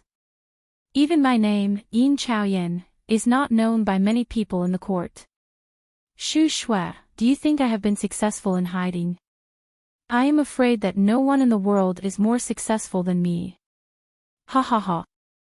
She laughed foolishly, but a string of tears flowed down from the corner of her eyes. She leaned on Shu Shui's shoulder and said crazily, "In the past 20 years, I have been living like a shadow every day. Dignity, glory, I have abandoned everything. Even my own son was made into a chess piece by me and given to someone else. I have been planning for this for so long, and I have been waiting for so long. Finally, it is coming to an end. Did you hear that, Queen? My daughter is finally coming to an end." She continued, "You just said that Chao Wenyu cut off Ning Shu's tongue and gave it to Xiahou Qin." Shu Shui hugged her shoulder and back. In the dark palace where no light could pass through, the two people held each other's hands tightly, as if they had become one. Yes, the moment that Xiahou Qin received the broken tongue at the palace gate, he vomited blood and fainted. Yin Zhaoyi's face revealed an extremely mysterious smile, as happy as a young girl. Hee, that's great. How nice. What do you think Chao Wenyu's expression will be when all the mysteries are revealed? Would it be as exciting as a great drama? What should we do, Xu Shui? I can't wait to see. And His Majesty, when His Majesty finds out, he should be very surprised. Xu Shui gently stroked her hair that was mixed with white snow. Her face that was covered with worms had the same mysterious and tender smile. Don't worry, didn't Zhao Yi say that we'll be waiting soon? It's not the last moment to open the wine seal. How can we be too impatient? You're right, especially at this time, we can't be impatient. Yin Zhaoyi nodded seriously and squeezed her hand. Xu Shui, are you looking forward to it as much as I am? Yes. Yin Zhaoyi smiled softly and looked deeply at the terrible face in front of her. Well, let's look forward to it together. When Huema finally climbed out of the gate of hell and opened his eyes slightly, he squeezed out a crying and laughing expression to Princess 13 who was guarding the edge of the bed without sleeping. Xiahou Qing fainted again, and Prince Nanping's mansion was in a mess again. His limbs were stiff, his whole body was hot, and he vomited 3 mouthfuls of blood. Jussi put the sword on the neck of the head of the Imperial Hospital and ordered him to try his best to save Xiahou Qing, or he would kill his whole family. The head of the Imperial Hospital cried and screamed, but it was still useless.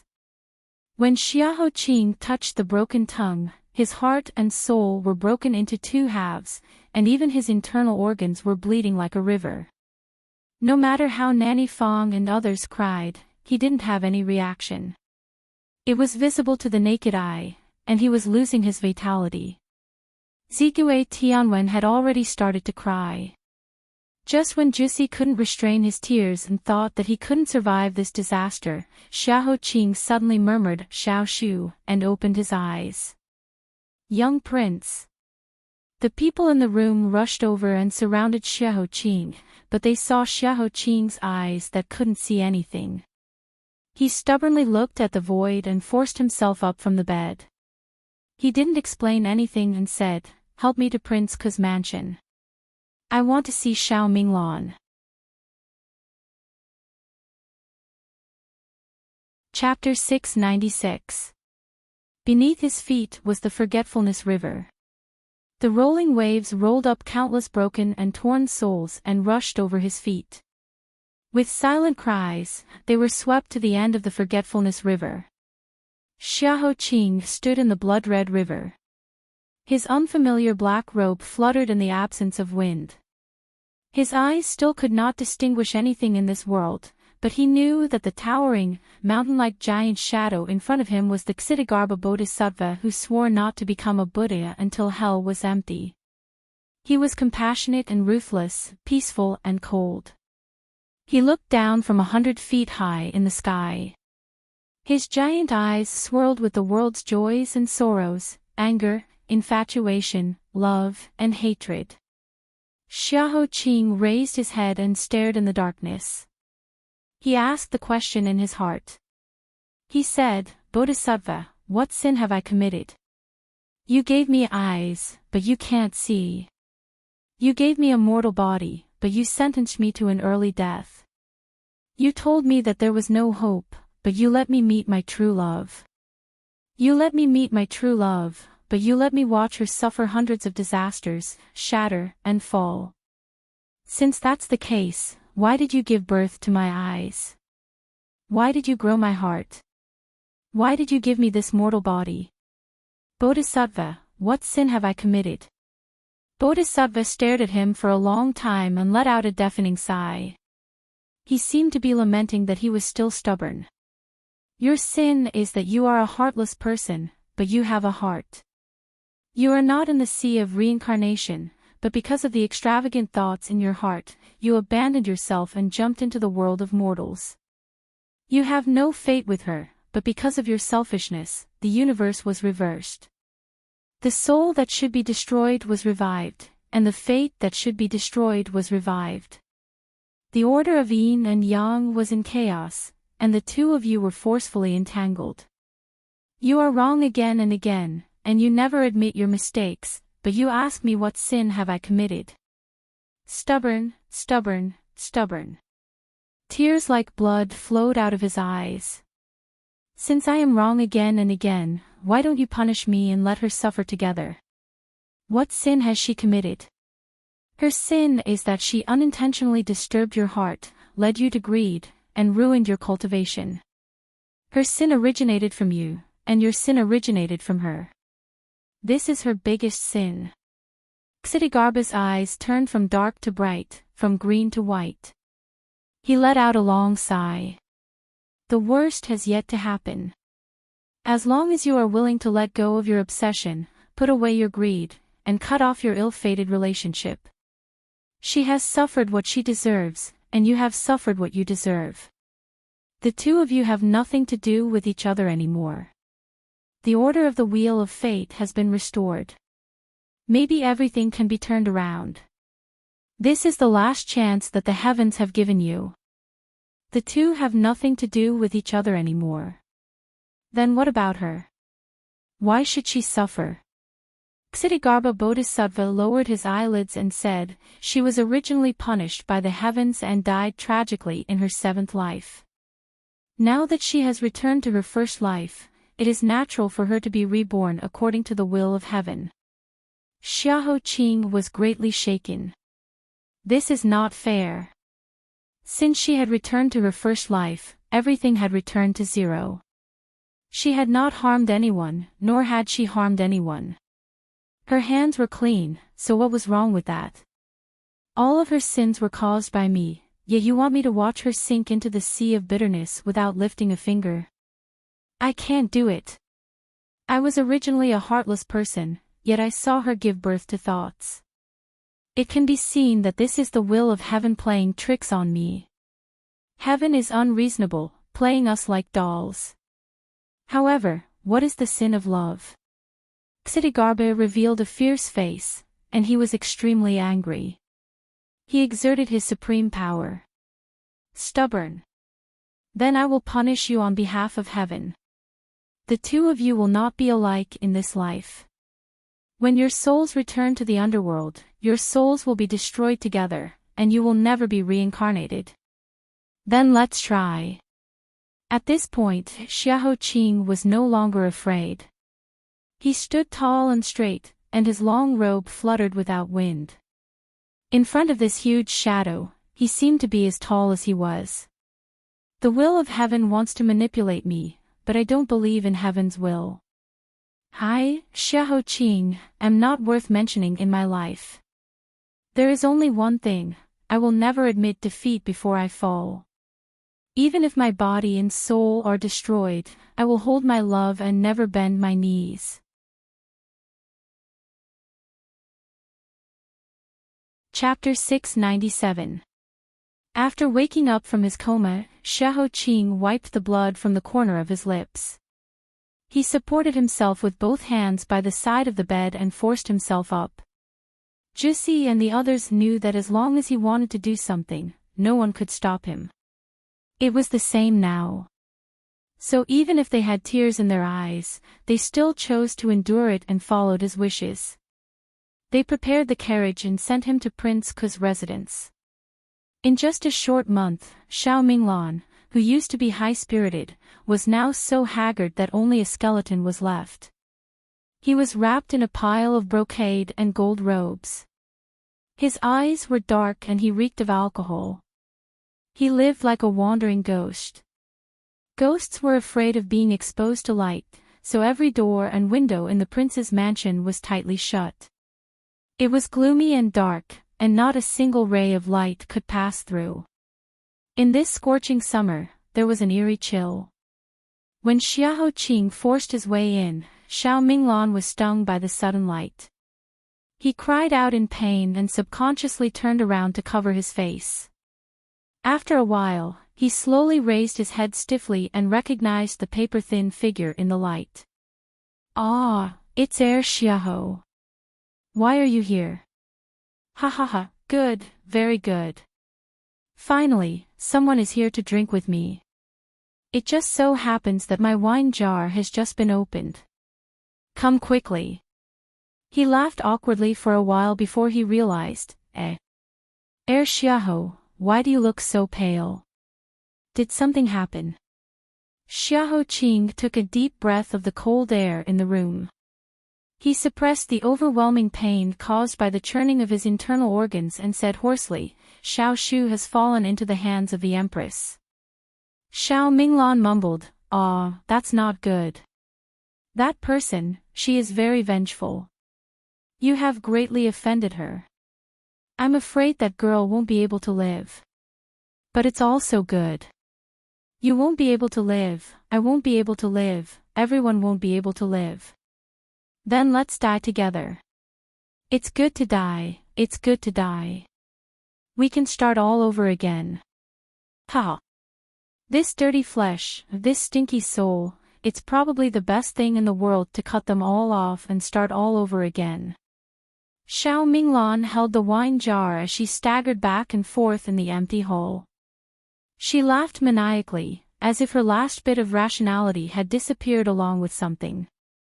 The more he laughed, the crazier he became, almost causing the sky to collapse. Xiaoho Qing's face was cold as he followed the sound and grabbed his neck. Xiao Minglan's laughter stopped abruptly when her neck was suddenly locked. Xiao Hongyan rushed forward to stop her but was forcefully stopped by Juicy. Xiao Minglan's breathing stopped and his face was filled with blood. He desperately rolled his eyes and waved his arms until he thought that he would be strangled to death by Xiaoho Qing.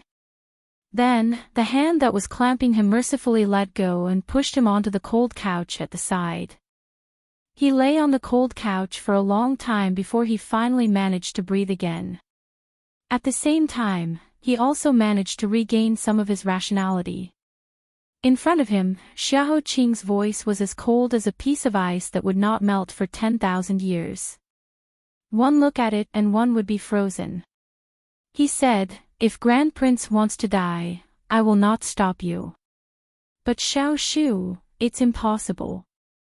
I don't have the leisure to pretend to be polite with Grand Prince. Today, I'm here for one thing. What was the truth that you hid back then? Please tell me everything. Xiao Minglan held onto his neck that was still throbbing in pain and laughed dryly. What truth? What are you talking about? I've already told you everything I know the last time. I didn't hide anything. Nothing, is that so? Xiaoho Qing had never been so cruel before. However, at this moment, he had no choice but to turn himself into an executioner and reveal the most unspeakable truth. Then, what about Princess Helyui's background? When this short sentence came out, Xiao Minglan's eyelids twitched and he became a walking corpse. The blood in his body was no longer warm. The walking corpse lunged at Xiaoho Qing like a madman, his eyes bloodshot. He only wanted to cover Xiaoho Qing's mouth tightly so that he would never be able to speak. But he was still a step too late. Some secrets, no matter how hard they were hidden, would eventually be revealed to the world one day. Even if it had already been covered with pus and smelly. Xiaoho Qing said in a low voice, the cause of Princess Helyui's death was not because of love or revenge, which was widely spread in the streets. It was a secret that none of you can say. She was the flesh and blood of great elder princess and grand prince, right? The world in front of Xiao Minglan collapsed in an instant.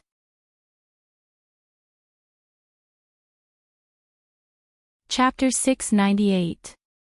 The other people in the hall had already left before Xiaoho Qing opened his mouth.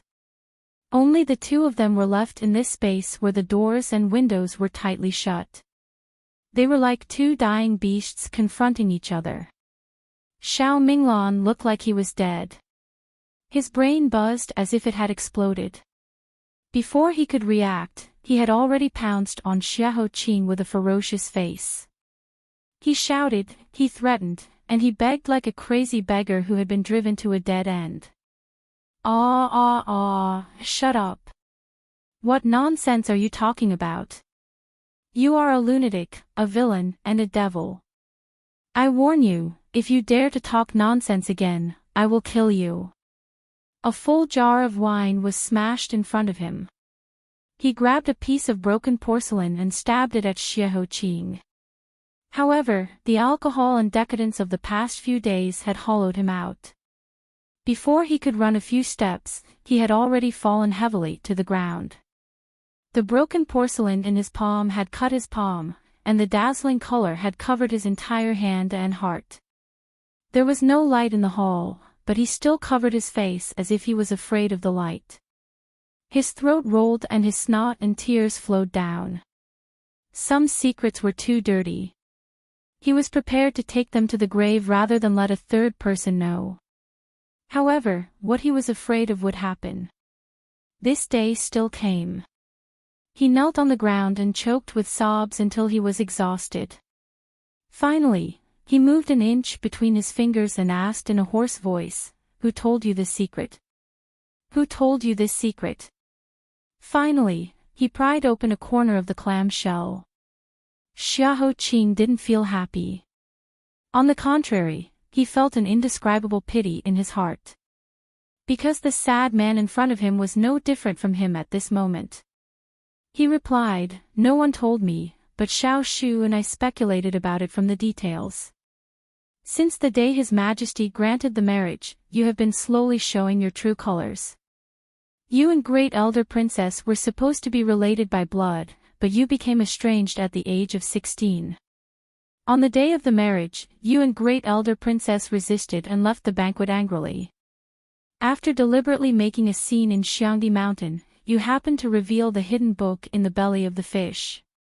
Within half a day, the bad news spread all over the capital city. After Xiao Shu and I investigated, we found that the owner of the ox cart that suddenly rushed out had been seen meeting with a proud female guest before the case. If my guess is correct, it should be Miss Hong Yan, who is always by the prince's side. At first, we felt that this answer was inconceivable, but when they were put together, no matter how inconceivable it was the only answer. You didn't really want to kill Princess Rui. You just wanted to stop this marriage that shouldn't have gone on. Who would have thought that it would lead to such a tragedy? Originally, they were not prepared to reveal this secret, but at this point, he had no choice but to be a cold-blooded and heartless villain. Xiao Minglan's tears finally seeped through the gaps between her fingers. Some things were too heavy. He endured it, suppressed it, and bit his lips with all his might. However, there would be a day when he couldn't take it anymore. You're right. I was the one who planned all of this. Rui is indeed mine and imperial sister's. He wept. His voice was intermittent, sounding even more sorrowful than an old beast on the verge of death. Bastard, bastard. This is our retribution, the retribution for betraying Empress Zhou. In the calm after the great sorrow, Xiao Minglan's body was completely burned, leaving only a handful of ashes. He sat on the ground in a daze, revealing the embarrassing past bit by bit. At this moment, he didn't think about face, dignity, and vanity at all. All he could think about was kneeling in front of the Buddha and digging his heart out to ask and repent. At that time, we stood on her corpse and got everything. Now we have to return everything one by one, even more miserable than she was at that time. We deserved it. But why did it have to be like this? Rui, she didn't know anything. What did she do wrong?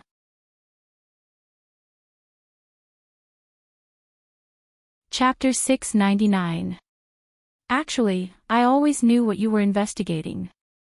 The poison in your body, the curse in that girl's body, I knew everything. But I couldn't say anything, Those secrets, I was prepared to rot in my stomach, to be taken to the grave with me, to hell. In the end, I was forgiven completely by a bowl of Mangpo's soup. But why can't you let me go? Xiao Minglan was so thin that his two bloodshot eyes protruded out abnormally. Every strand of blood seemed to be silently asking the heavens why they had to play with him like this. But the heavens didn't answer.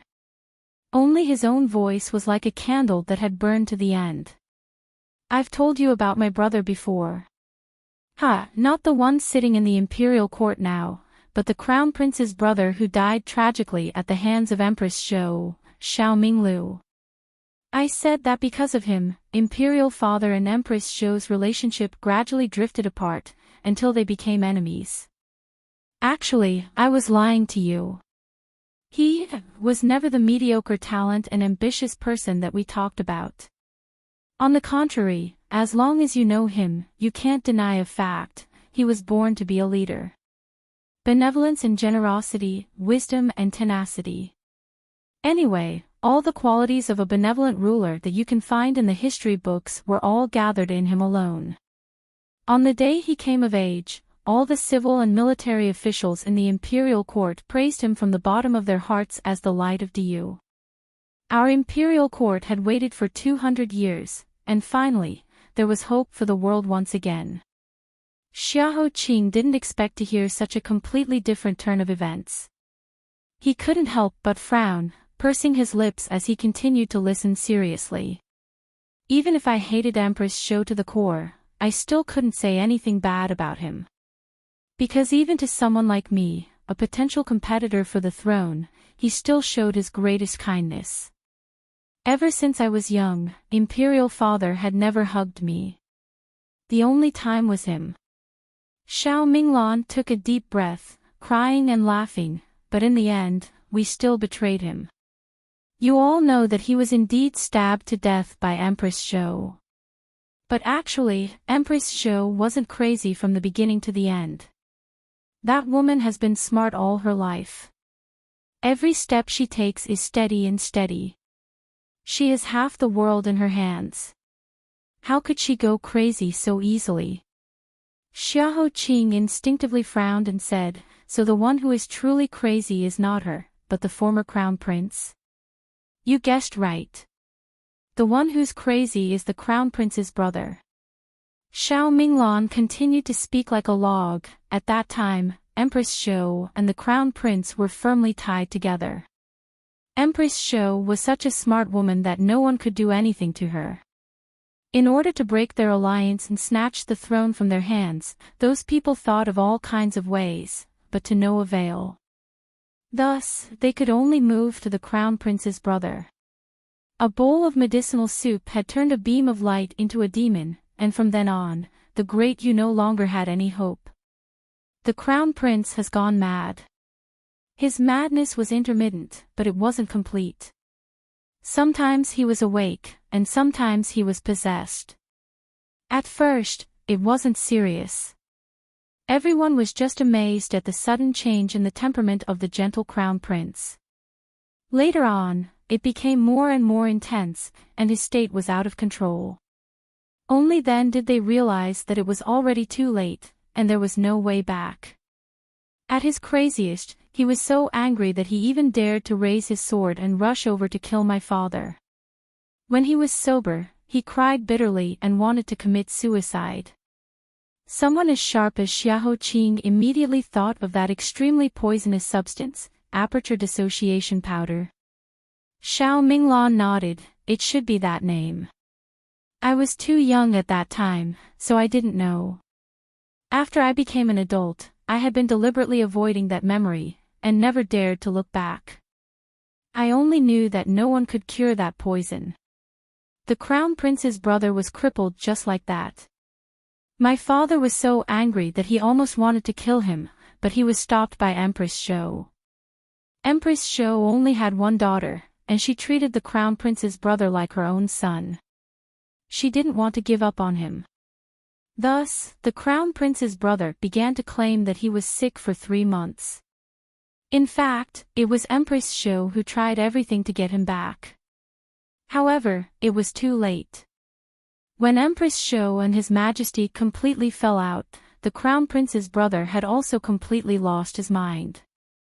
Finally, everything couldn't be hidden anymore.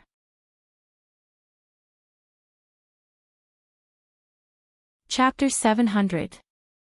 Xiahou Qing said slowly, Empress Xiao chose to end all of this with her own hands.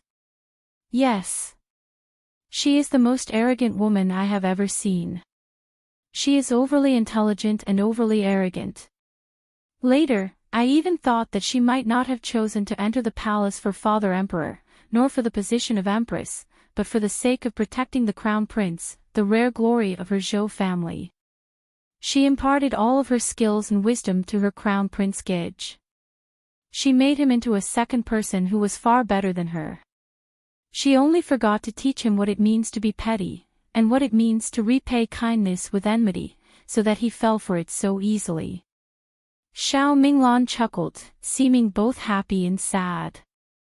In this situation, the arrogant Empress Zhou had a premonition that even if she really killed Father Emperor, it would be difficult to reverse the situation. The Zhou family was finished. Rather than being destroyed by others, it was better to end it with her own hands. Thus, she set fire to the Phoenix Algae Palace, pierced through Brother Crown Prince's heart, and turned herself into a curse that would last for generations to come, demanding the lives of all those who had wronged them. Even Xiahou Qing hadn't guessed that the truth would be so unbearable. Feng Zhao's fire that had been burning for 25 years seemed to have reached here as well. It was about to burn the entire imperial city to ashes. Xiahou Qing thought for a moment, and found a loophole in the logic. If Empress Zhou had already predicted the outcome and was prepared to die, then the imperial jade seal that the prince stole from the previous emperor only served to add fuel to the fire. Why would she hate you so much? Xiao Minglan's lips trembled violently, as if he had been forced to face the last malignant sore on his body. It was so dirty and smelly that even breathing was painful. Because that bowl of medicine that harmed Brother Crown Prince was, personally made by my sister. It was not that Brother Crown Prince did not have his guard up, but he never thought that we, whom he had repeatedly extended a helping hand to, would have the most vicious thoughts in the world. Relying on that bowl of soup, we easily overthrew the Zhou family, easily seized the country for His Majesty, and earned endless wealth and glory for ourselves. In the next 10 years, I almost succeeded in forgetting those things. I was like a happy fool staying in Imperial Sister's princess mansion, teasing the chickens and dogs, trusting the horses to be reined in, and being the most carefree person in the capital with a clear conscience until that day, the day of my 16th birthday. Xiao Minglan was so ashamed that she knelt on the ground once again.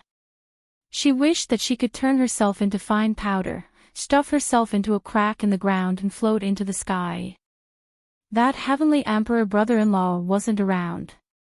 Why was he coincidentally not around that day? That year, a bowl of soup harmed Brother Crown Prince.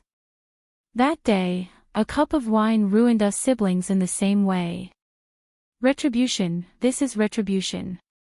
When he finished speaking, there was no other sound in the empty hall. Other than Xiao Minglan's wailing, she had broken down to the extreme.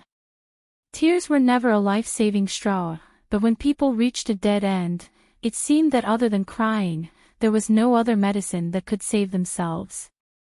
Xiahou Qing listened to the entire story and his heart was filled with mixed feelings. At that time, Xiao Minglan was only 6 years old.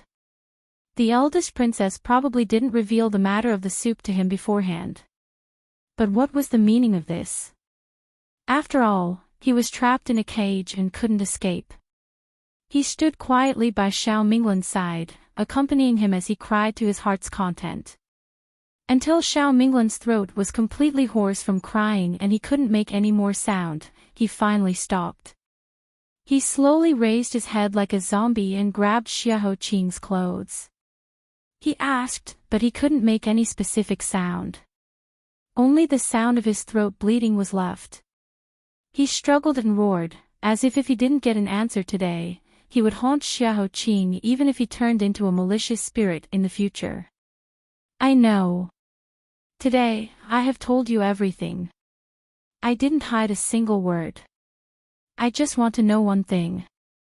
Who was the one who harmed Herue? Xiahou Qing knew that Xiao Minglan would ask this question and he had to answer. Some truths couldn't be avoided even if he hid at the ends of the earth. So he said, prince consort.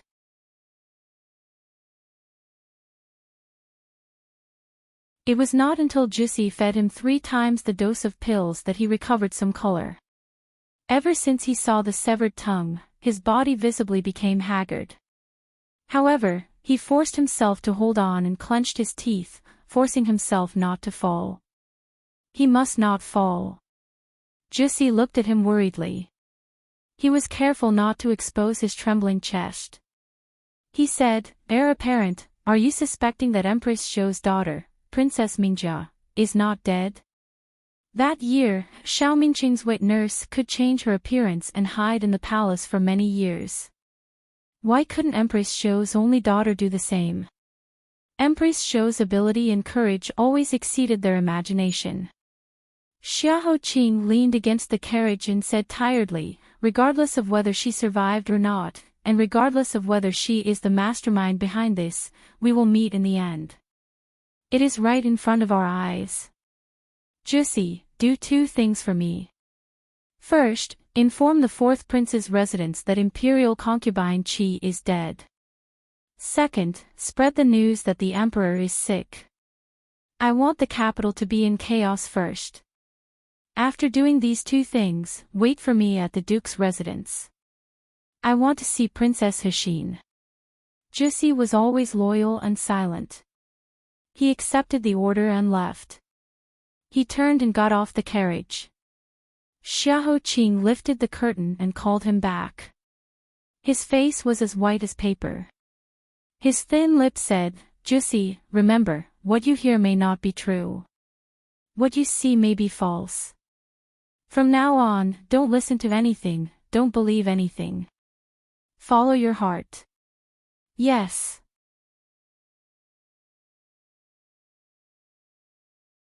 Chapter 702. Inside the House of Duke. Princess Hyaxian gently hugged her son who had fallen into a deep sleep.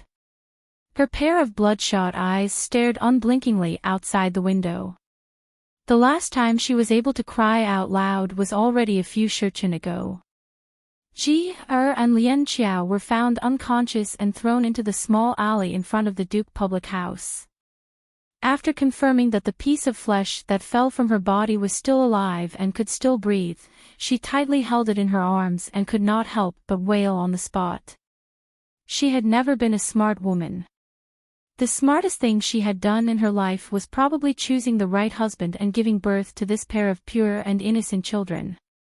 But even if she wasn't that smart, when she saw her son come back safe and sound, she guessed the reason. Her daughter, who had always been the smartest and most sensible child, used her own life in exchange for her younger brother.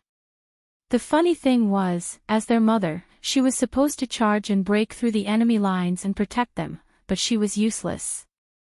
She could only hide in the house and cry helplessly. Useless, really useless. How could there be a mother like her in the world? She didn't deserve it. So much guilt and heartache crushed her.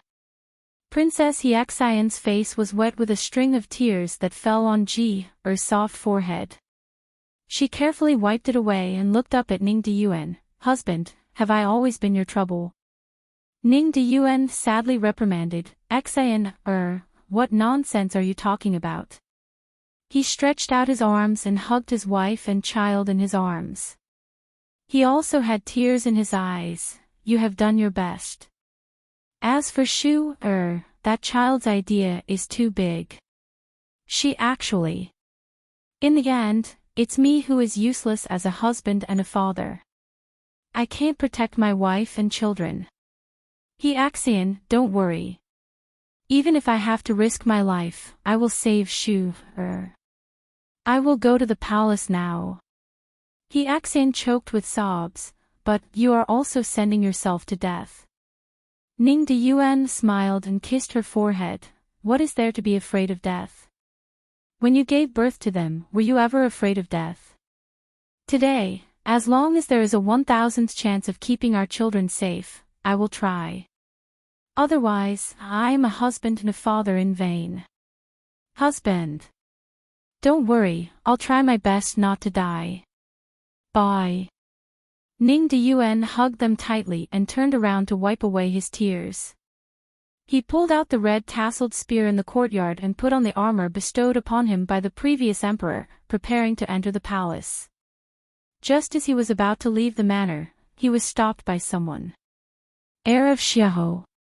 Hearing the news that Xiahou Qing had personally come to visit, Princess Heaxian was startled. Only when Xiahou Qing stood in front of her did she react. She handed Jie over to a servant girl to take care of, and then as if she was finally ready to face something she had to face, she straightened her numb legs, tidied up her messy hair, and turned around. Xiahou Qing bowed slightly. Even now, he did not neglect the etiquette ingrained in his bones. Greetings, Princess Heaxian. Upon seeing him, Heaxian's teary eyes shook as she said in a trembling voice, "Are you here to save my Shu, er?" "Yes. I have always had some doubts in my heart and wanted to ask you for advice, but I have never had the right opportunity. I don't know how to ask. This time, Shu is in danger and the situation is extremely difficult. If you want to save her, all of us must work together to save her. Only then can we find a turning point. I beg you to tell me the truth without hiding anything." Princess Heaxian nodded. She took a deep breath and said, "I know what you want to ask. Even if you don't come to me, I will come to you. For a long time, I don't want Shu, to be too close to you. You should have felt it. In fact, there is a reason. Today, I will tell you everything I know, those that can be said, and those that can't be said."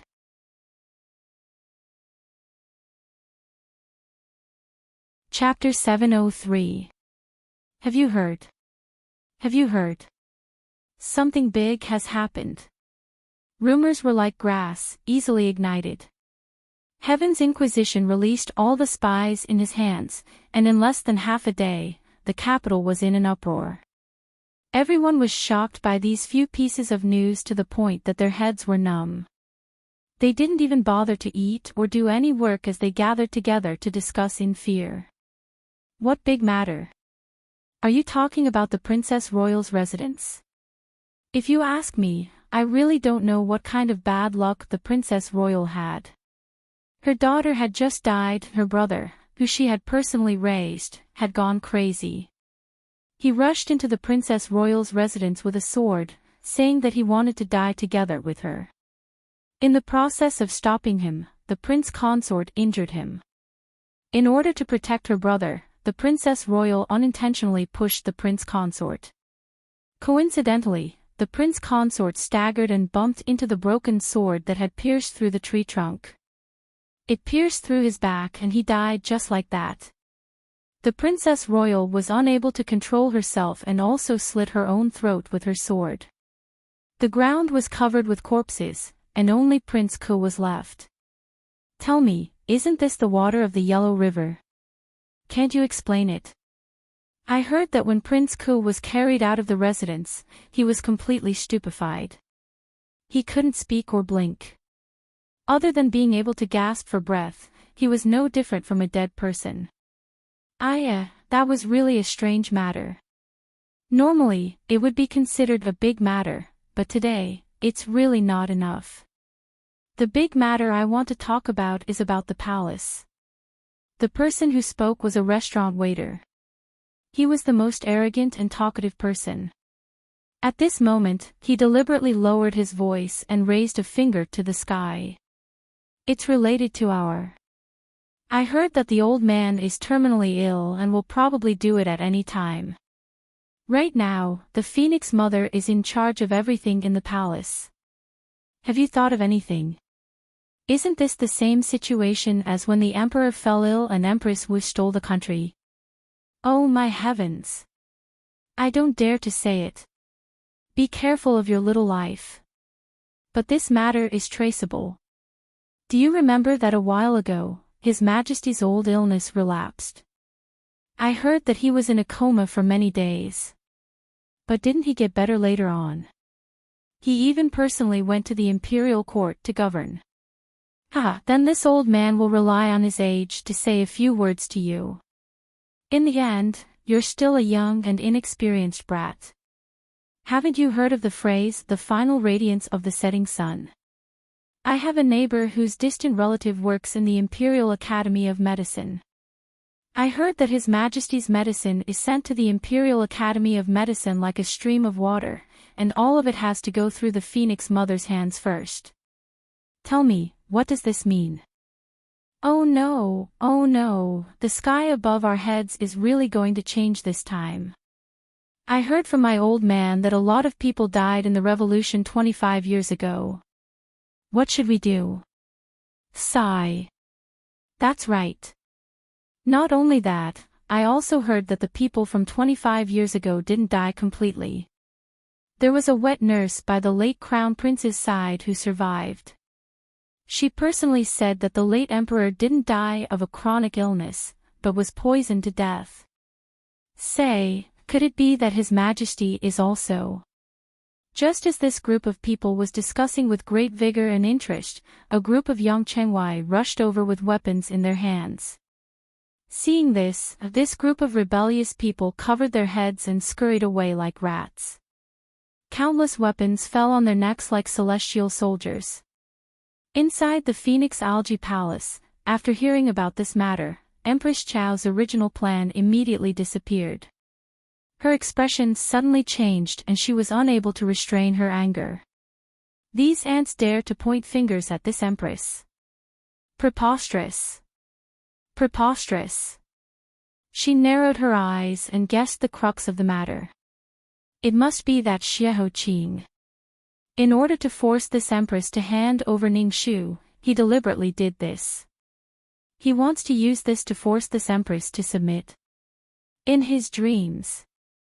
Someone, send a message to the sixth prince. Whoever in the capital dares to talk about the Son of Heaven will be treated as cursing the Son of Heaven.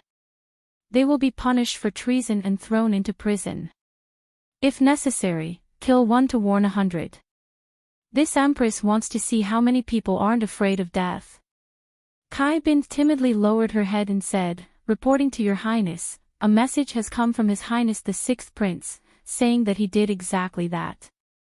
However, in just half a day, the prison is already overcrowded. His Highness the Sixth Prince is worried that if he continues to be arrested, there will be no place to imprison him. His Highness the Sixth Prince wants to ask Your Highness what to do.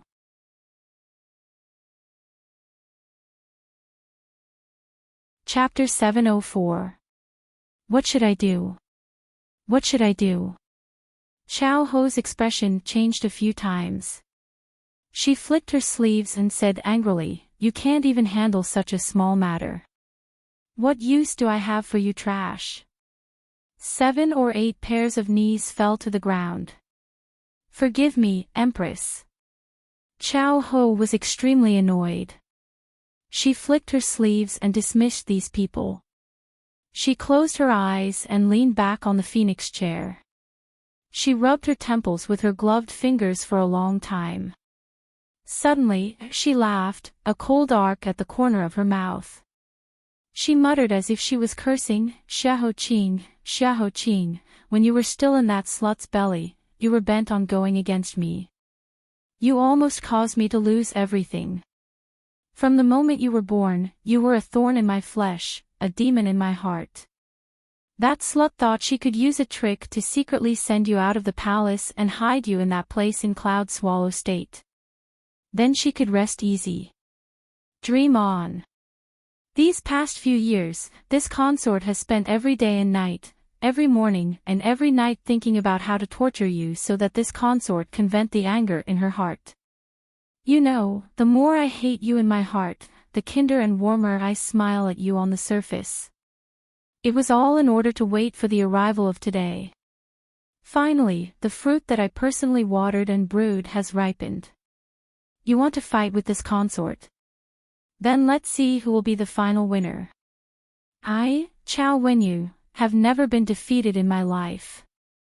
Her icy cold laughter resounded softly in this spacious hall, like a vulture circling above the battlefield, flapping its wings.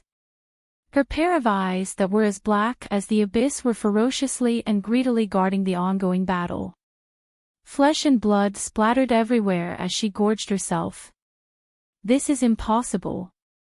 For more than 20 years, even when he learned that he had been kissed by the plum blossom, Xiaoqing had never lost his composure like this. But now, his mind was in turmoil. One wave after another came crashing down on him, overturning his entire world. If the person who told him everything was Xiao Shu's mother and Princess Axayan, he would have already left in a huff. He would have ordered Zhou Si Tianwen to gag her so that she could not speak another word. This is impossible. He repeated it again and almost found it laughable. Princess, I came here today to save Xiao Shu. I don't know why you made up this excuse. If you think you can fool me with this, forgive me for taking my leave. After Xiaoqing finished speaking, he turned around and left. Under his wide, moon-white sleeves, he clenched his fists so tightly that the veins on the back of his hands were visible. Wait. Looking at the pale child in front of her, Axayan hesitated to speak. In all fairness, she had never hated this child. She even admired him. Chapter 705. Secrets were secrets because they were afraid of sunlight. Once they were forcefully pulled out of the darkness and placed under the light, they would become thousands of iron and ice blades that would cover the sky and earth. They would pierce a person's heart into a sieve that could leak air everywhere and could not be sewn back together. Xiaoqing had once thought that after reaching this point, there was nothing in the world that he would be afraid of. Unexpectedly, there was. When a maze he had never thought of slowly unraveled in front of him, it was related to the blood flowing in his body, the beliefs he had always held, and the things he trusted the most in his flesh and blood. The great shock instantly drowned him and swept him into a boundless ocean, struggling up and down. This was a great joke. He laughed. Absurd, absurd, the greatest absurdity in the world. The Shitzi of the Nanping Wang Fu, the future master in the eyes of the millions of people in Yunnan province, actually did not have the blood of the Xiahou family flowing in his body. The parents he had called for more than 20 years were not his birth parents. Everything that he had believed from the moment he was able to tell the truth was actually an illusion. The foundation under his feet crumbled and his beliefs turned to dust. Then when the name Xiaoqing was shattered, who was he? Who was he? In an instant, Xiaoqing's feet faintly swayed like a mountain on the verge of collapsing. But he stubbornly steadied himself with his heels on the ground. Because he was him. Regardless of whether he called that name or not, the pride in his bones would not allow him to be a coward who surrendered without a fight on the battlefield. Axayan looked at him with eyes full of reluctance. She felt like she was an executioner. Even if she didn't want to wave her hands, fate pushed her, pulled her, and forced her. She had no other choice. Shitzi is talented and intelligent. You are the best in both ancient and modern times. You must have heard about the things that happened in the palace in the past and have been smothered to death. For example, when I was young, I was chosen to be Princess Mingjia's playmate and grew up in the Phoenix Algae Palace. Another example is the old matter between the late imperial concubine Jiang and the emperor and the current empress. It is similar to what is said outside. 22 years ago, because the emperor had been on the throne for 3 years without an heir, imperial concubine Jiang and Empress Chao became pregnant one after another. There was a great debate in court about the matter of the legitimate eldest son. Afterwards, Empress Chao gave birth to a stillbirth and imperial concubine Jiang was poisoned to death. Everyone thought that the matter had come to an end if I hadn't seen it with my own eyes. Back then, I was only 10 years old. Because of a serious illness, I lost all my memories. Every day, I lived in a daze, not knowing how big the world was. What fight for the position of the head of the family? What birth of a noble? None of that has anything to do with a silly little girl like me. Even the death knell from the palace could not enter my ears. Because of my inexplicable illness, every once in a while, I would go to the meditation room on the mountain to recite Buddhist scriptures to recuperate. I would stay there for 3 to 5 days to seek the protection of the Dharma. That day, when I had just left Mount Xiangdi, the axle of the carriage suddenly broke down halfway up the mountain. We had no choice but to wait for the coachman to repair it, and then continue our journey. They waited until the sky turned dark. The terrain of Xiangtiku Mountain was very steep. Apart from the 1st and 15th day of the month, there were not many people here. The night sky was gloomy and there were no stars or moon, making it even gloomier. I was afraid. As soon as the coachman repaired the carriage, I ordered them to set out. I didn't expect to run into the little palace maid who was holding an infant and covered in blood. It was too dark. I couldn't count how many wounds she had, but I knew she was about to die. She cried and wailed, her forehead hitting the ground. She gave you to me in your swaddling clothes. At the same time, she gave me a letter and a secret that no one knew. She was the only daughter of the scholar of Guanwen Pavilion. She was the childhood sweetheart of His Majesty. However, not many people knew that in her youth, imperial concubine Jiang had not only attracted His Majesty. She was also close friends with the young prince of Nanping. They had met through books and formed a bond through books. Even though they were thousands of li apart, they had never stopped talking through books. Perhaps in the past, if His Majesty had not insisted on having imperial concubine Jiang enter the palace, the ending would have been different. However, there were some things that no one could say for sure. From the little palace maid's brief parting words, I learned that imperial concubine Jiang was not a stupid person.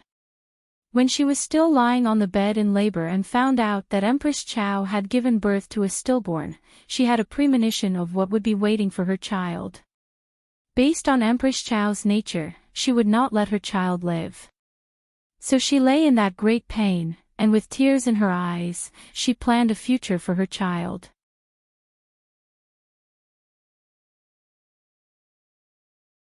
It was as if the heavy shackles on her body had finally been loosened, allowing her to relax a little. If you still don't believe me, maybe there's something that can make you believe it.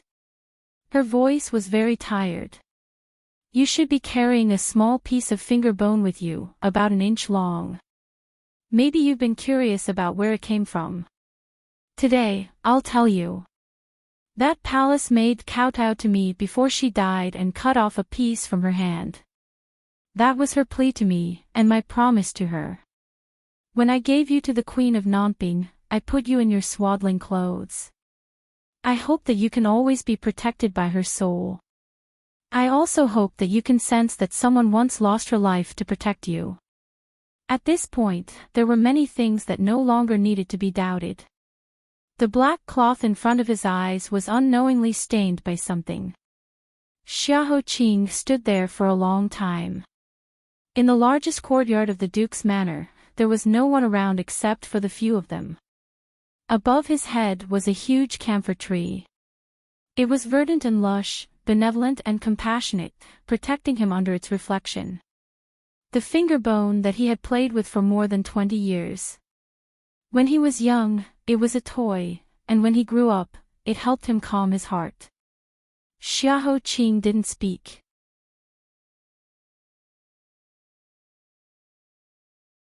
Chapter 707. Actually, it wasn't like he didn't have any premonition. Ever since he was a child, the woman he called mother had rarely been close to him. His impression of her was that she was always sick, worried, and unhappy. She lived alone in the bamboo garden far away from the prince's estate. She would only return to the estate once in a while for some important festivals or celebrations. When Xiahou Qing was young, he had not yet developed the heart of 7 orifices. Relying on the fact that he was only 3 or 4 years old, he always pestered his father to take him to see his mother. But the answer he received was that his mother wasn't feeling well and needed to rest, so he couldn't disturb her. He would be able to see her during the Changwon festival 3 months later, so he had to wait patiently. So he waited every day, patiently and anxiously. He waited when he was sleeping, he waited when he was in the horse stance, he waited when he was distracted by his studies, and he waited when the teacher hit his palm. Finally, the day of reunion arrived. Halfway through the riding lesson, he ran off. He put on the frost-colored clothes that his father said his mother loved the most and sat on the doorstep to wait. He waited and waited. Finally, amidst the crowd of officials and family members who had come to celebrate, he saw his mother's carriage. She was a very elegant woman. She was as beautiful and cold as the other estate she lived in. Even though it was a rare opportunity to see him, she wasn't as excited and happy as his mother. Instead, she looked at him from afar. Looking at his agitation, looking at his desire, looking at his sincere attachment, her pair of cold eyes revealed an expression that was neither happy nor sad. That expression was too complicated, as if tears were about to gush out from her eyes at any time. Just that one look was enough to stop Xiahou Qing's impulse to throw himself at her. In the past, he had tried to tell himself that perhaps his mother's temperament was like this. Some people just love to be lively, while others were used to living in isolation. Some people expressed their love with words, while others were used to burying it deep in their hearts. His mother just happened to belong to the latter category. She didn't say it, but she was still his mother. Thus, every time he fell ill, his father would be the only one to help him through it. He didn't care. When he was 10 years old, he was suddenly poisoned. The first flower petal grew on his neck, and he lost his sense of smell. His mother only found out a few days later, but he didn't care. As for him accidentally falling off while riding a horse, or burning his fingers while cooking longevity noodles for her on her birthday. In the end, she didn't even touch the noodles, and they slowly turned cold and dry until they became hard. He didn't care at all. Only once. It was his first time leading an army in his early 16 years old. He was seriously injured on the White Wolf Mountain and had a high fever. His life was in danger. His mother came late and reached out her hand to gently stroke his head. Just once, it was so fast that it was almost undetectable. It was enough to make his eyes brim with tears. It was enough to pull him back to the human world from the gates of the underworld. Just that one time, and only one time, was enough for him to reminisce about for several years. But in the silence after the aftertaste, there was a speculation that he didn't dare to face directly, fermenting silently. Until today, he was forced to the edge of the cliff and had no choice but to accept it. So that's how it is, that's how it is. Xiahou Qing faintly pulled up the corner of his mouth, full of self-mockery. Looking at his pale face, he was still holding on. Princess Yexian's eyes were already filled with tears. Child, I'm telling you this today, not to provoke you to take revenge for your mother and go against the Empress. Instead, you should know your own history, and you should know that you are in a trap. Admittedly, I really hope that you can bring my daughter back, but you were once a child that I held in my arms. I can't be so selfish and watch you die.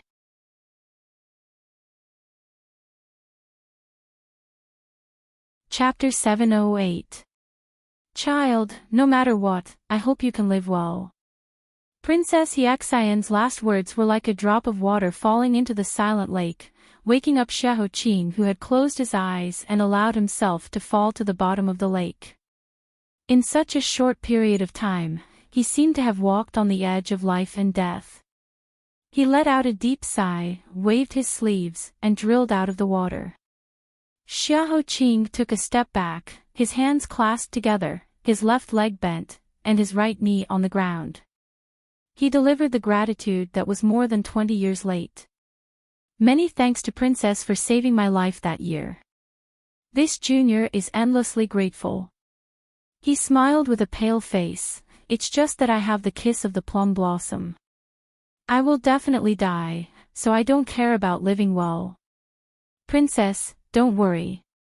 I saved Xiaoshu not to repay kindness or revenge, but because of her. If I can bring her out of the devil's claws before my soul returns, then this junior can die without regrets. Princess Heartwarming was already sobbing. She staggered and helped him up.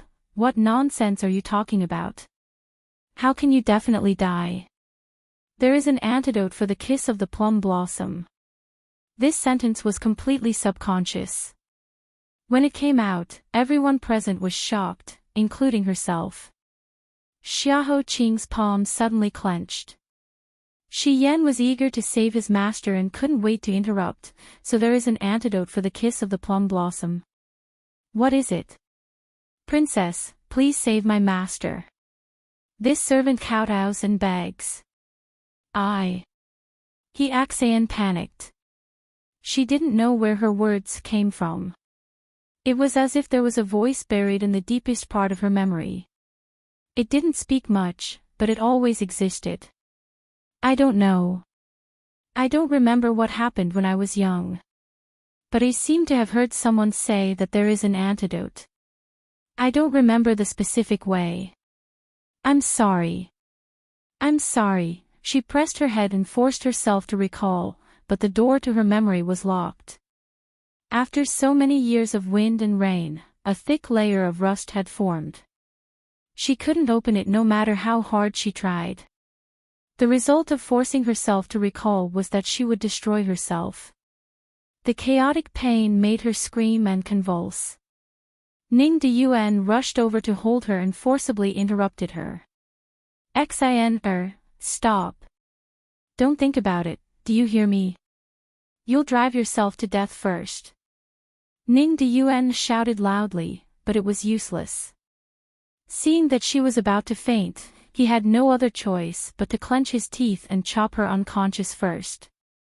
Opening her lips, Ning Deyuan found that blood had seeped out between her teeth. Covered in cold sweat, Ning Deyuan held Heartwarming in his arms and said to Xiahou Qing, during the chaos in the palace, someone forcefully erased her memory. Over the years, she tried several times to force herself to remember, but the result was the same every time. Before she could recall anything, she had already tortured herself half to death. Xiahou Qing said, ever since I was 10 years old, when the poison started to act up, I convinced myself not to force it. Even if there was a solution, it must be in the hands of the Empress. Whether you have it or not, it doesn't matter to me. Today, many thanks to Your Highness for clearing my doubts. I can die without regrets. Xiahou Qing bowed respectfully. Without saying anything else, he turned around and left. Ning Deyuan worriedly said from behind, what are you going to do? You won't, uncle, you don't have to call me heir in the future. I don't have the qualifications to be called that. You don't have to worry about me doing anything impulsive. I know who I am, and I know what I can do and what I can't. There are hundreds of people in the House of Duke, and they all need you to take care of them. Your Highness, old madam, and can't do without you, so the one who really shouldn't be rash is you. I swear on my life's faith that I will return Xiaoshu to you safely. Goodbye.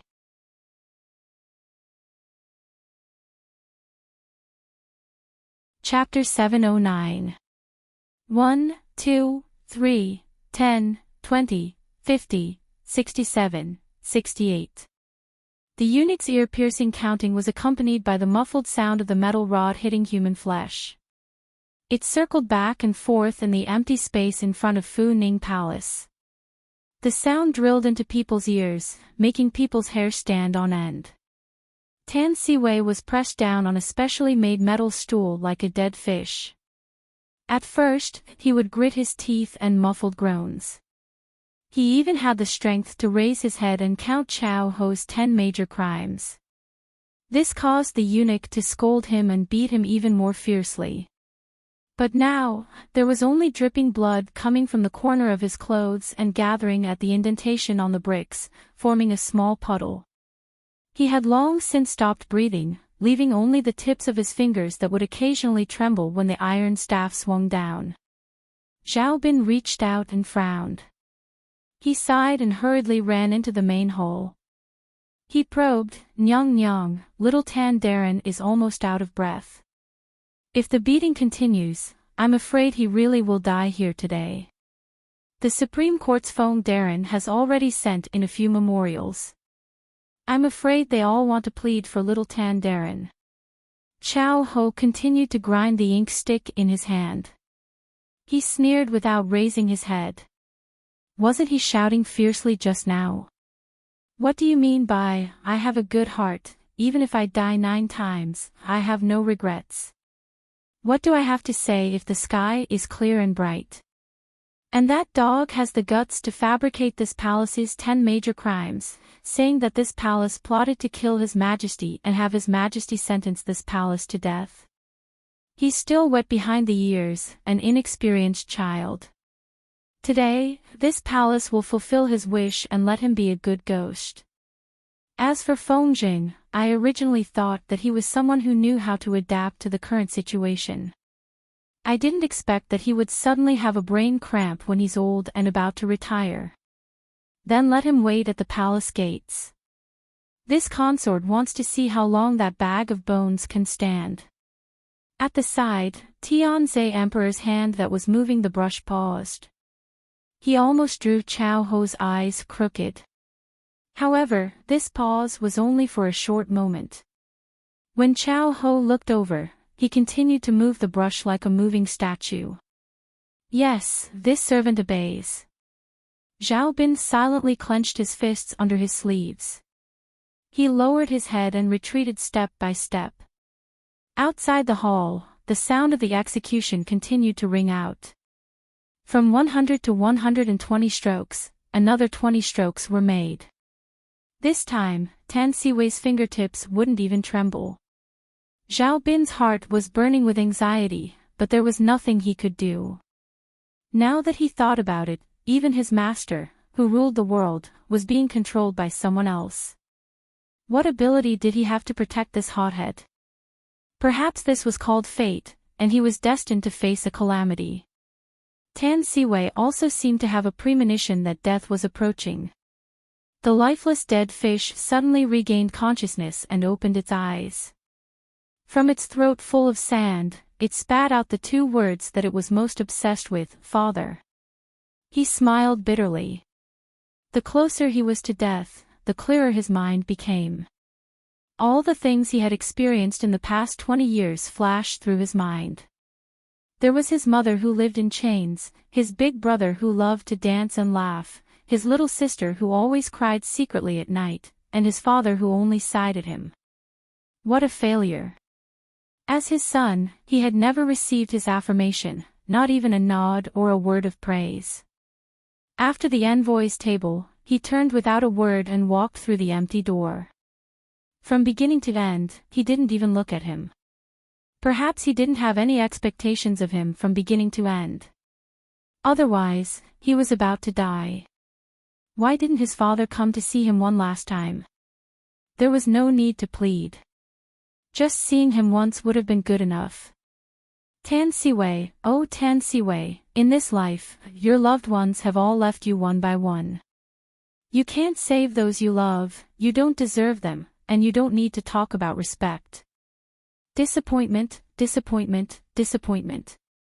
Fine, that's it. In the end, Tan Siwei pulled the corners of his mouth in his heart and closed his eyes. When his thoughts were severed and the last strand of spider silk was about to be severed, a young eunuch suddenly flew toward the palace and called out loudly, "Your Majesty, Your Highness."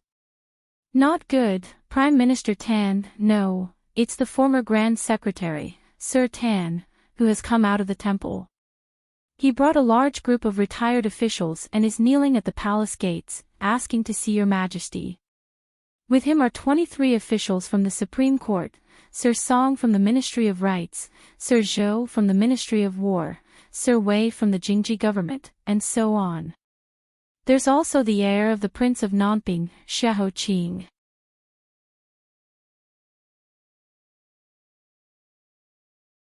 Chapter 710. Nearly 100 officials knelt in front of the Meridian Gate. Most of them had white hair and were either former or current officials. The momentum was so great that it was unheard of since the founding of the country. This was especially true for the Prime Minister, who had the highest reputation among the people. Not long after, it attracted many people to look from outside the gate. As more and more people gathered, even the guards were unable to chase them away. In Funing Palace, the half-grinded ink block in Chao Ho's hand fell onto the inkstone. The ink splattered onto the portrait of Chao Ho that the Heaven Choice Emperor was drawing. In the end, the painting was destroyed. Seeing this, Chao Ho's brows moved and she became even more furious. Rebel. Rebel. They are rebelling. What is the meaning of this? Are they trying to force me to abdicate in front of everyone? How dare he? That old man, Tan Xiuan, I've already shown him mercy by not exterminating his entire family on account of his loyalty to the country. But he actually dares to cause such a ruckus. Men, chop his head off. I want his head right now. Zhao Bin was scared out of his wits and scrambled over. Empress, please reconsider. Although Tan Xiuan has been removed from his position, his reputation among the people was not built up in a day or two. If you really behead him, I'm afraid the people will resent you. The palace servants all boldly tried to persuade her. Chao Ho was so angry that her vision darkened and her temples bulged. The palace servants quickly helped her to sit down. Chao Ho paused for a moment before opening her eyes. She sneered, this must be the work of that Tan and Xiaho Qing. One is saving his son and the other is saving his sweetheart. They really put in a lot of effort. Those rumors in the capital must have come from Xiaho Qing. They want to use the mouths of the people to kill me. Feng Zheng, Wei Zaiqing, Song Beiyan. This empress remembers all of them. Even the Zhou family is trying to fish in troubled waters. Your Majesty, it seems like your youngest and most obedient son is also coveting your throne. After pretending to be an emotionless mouthpiece for several days, Tianzhe Emperor slowly put down the writing brush in his hand and said flatly and stiffly, back then, Zhen also had other thoughts. That was why Zhen ascended the throne with the help of the Empress. Now that this son has grown up, no matter how much this Empress fantasized about living as long as the heavens, it is just a fantasy. I can't be the Emperor forever. At this point, I have already accepted my fate. No matter who succeeds the throne, it is out of my control. The Empress should be able to understand. Understanding. Chao Ho found it extremely funny, laughing so hard that she couldn't even care about her bearing. Did I hear wrongly just now? You actually want me to understand? His Majesty was indeed His Majesty. After so many years of acting so dignified, he had become a mask. What a good, not something you can control. If I didn't get your hint, just based on the fact that Xiao Yunjin wasn't the son of the first wife, he wasn't the son of the first wife, he wasn't the son of the first wife, he wasn't the son of the first wife, he wasn't the son of the first wife, he wasn't the son of the first wife, he wasn't the son of the first wife, he wasn't the son of the first wife, he wasn't the son of the first wife, he wasn't the son of the first wife, he wasn't the son of the first wife, he wasn't the son of the first wife, he wasn't the son of the first wife, he wasn't the son of the first wife, he wasn't the son of the first wife, he wasn't the son of the first wife, he wasn't the son of the first wife, he wasn't the son of the first wife. Our Majesty is truly an expert at wiping out people's hearts. Even I was almost fooled. Your Majesty, why don't you tell me who you're going to order to go against me next? After his mask was exposed, the muscles on Heaven's Choice Emperor's face trembled imperceptibly. He continued to speak without any surprise. What is the Empress saying? Ever since Zhen fell ill, Zhen's spirit has not been as good as before. Zhen cannot leave the Empress medicine for a moment. How would she have the energy to do that? The Empress is overthinking it. Chao Ho raised her head and laughed, overthinking it. It was because I thought too little in the past that I fell into your trap again and again. My good Majesty, do you really think I can't guess who you are secretly paving the way for? When you were also hit by the kiss of the plum blossom, you probably already guessed it. Xiahou Qing's blood flows in your body.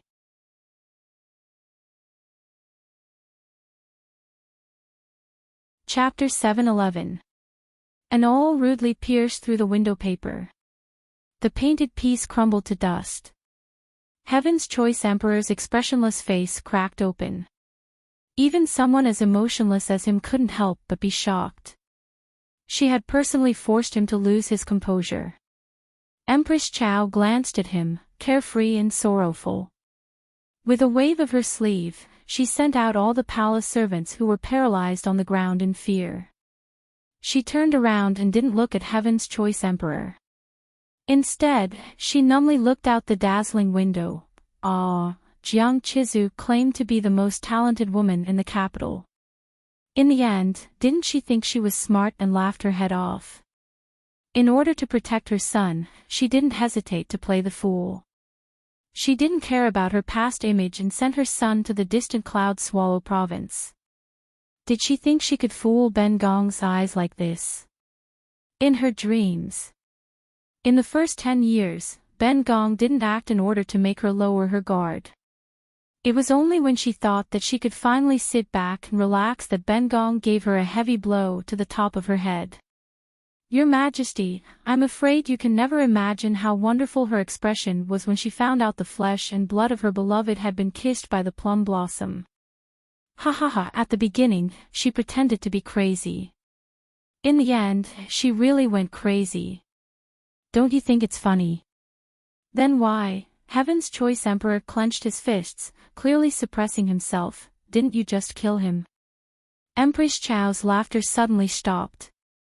Her face was as gloomy as iron. Even the most dazzling sunlight of summer didn't dare approach her. Kill him? In your dreams. That bastard, from the beginning of his existence, he has embarrassed Ben Gong. When he was born, he cursed Ben Gong's only flesh and blood to death. With such a deep grudge, Ben Gong won't give him a quick death. 3 years, 5 years, 10 years, Ben Gong will poison him bit by bit. The longer he lives in pain, the better. Ben Gong wants him to live in fear that has accumulated over time. Ben Gong wants him to fumble in the darkness, sink into despair. Ben Gong wants every inch of his skin to feel that there is even greater despair after despair, and even more torture after torture. If he was a bird, I would break his bones one by one.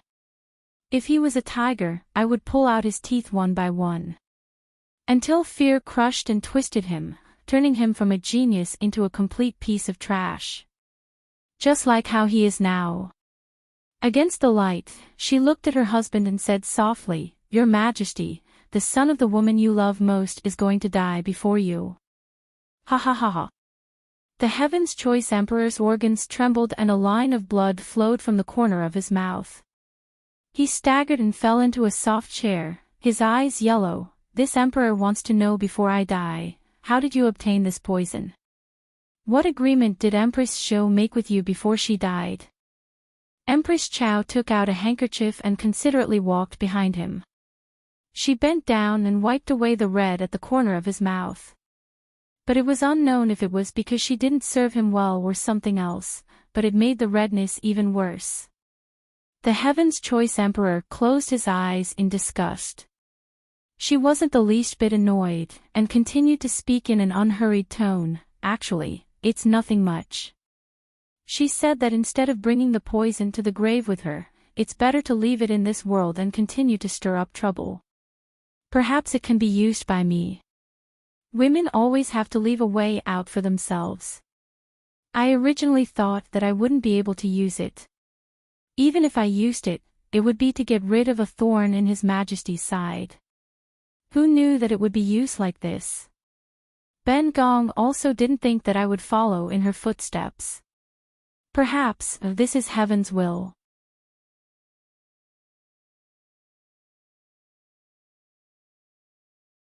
Chapter 7:12. When Chao Ho said those words, he was like a bystander. He was so calm that it was terrifying. Tianzhe Emperor looked with shock and disgust at this wife that he did not love, but was still his wife in name. It was like he had never met her before. So from a long time ago, the person who slept next to him was already disloyal to him. The more terrified he was, the happier Chao Ho felt. She said with a gentle smile, "Oh, right, there is something that Qinxue forgot to tell you. There is an antidote for the plum blossom kiss."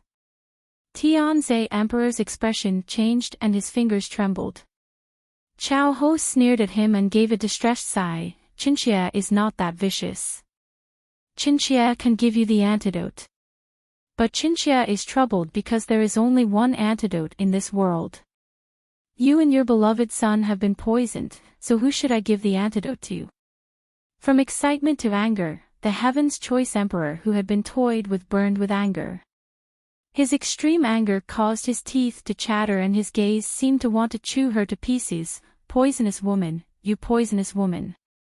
You want to force Shen and father to kill each other." Those words were too terrifying, so terrifying that Tianzhe Emperor clutched his chest. He could only take deep breaths to prevent himself from fainting. "You want to see Shen and my son kill each other? I'll let you see it to your heart's content. Shen will tell you, impossible. Never. Never possible." Cough, cough, cough, cough. Your Majesty has discovered this.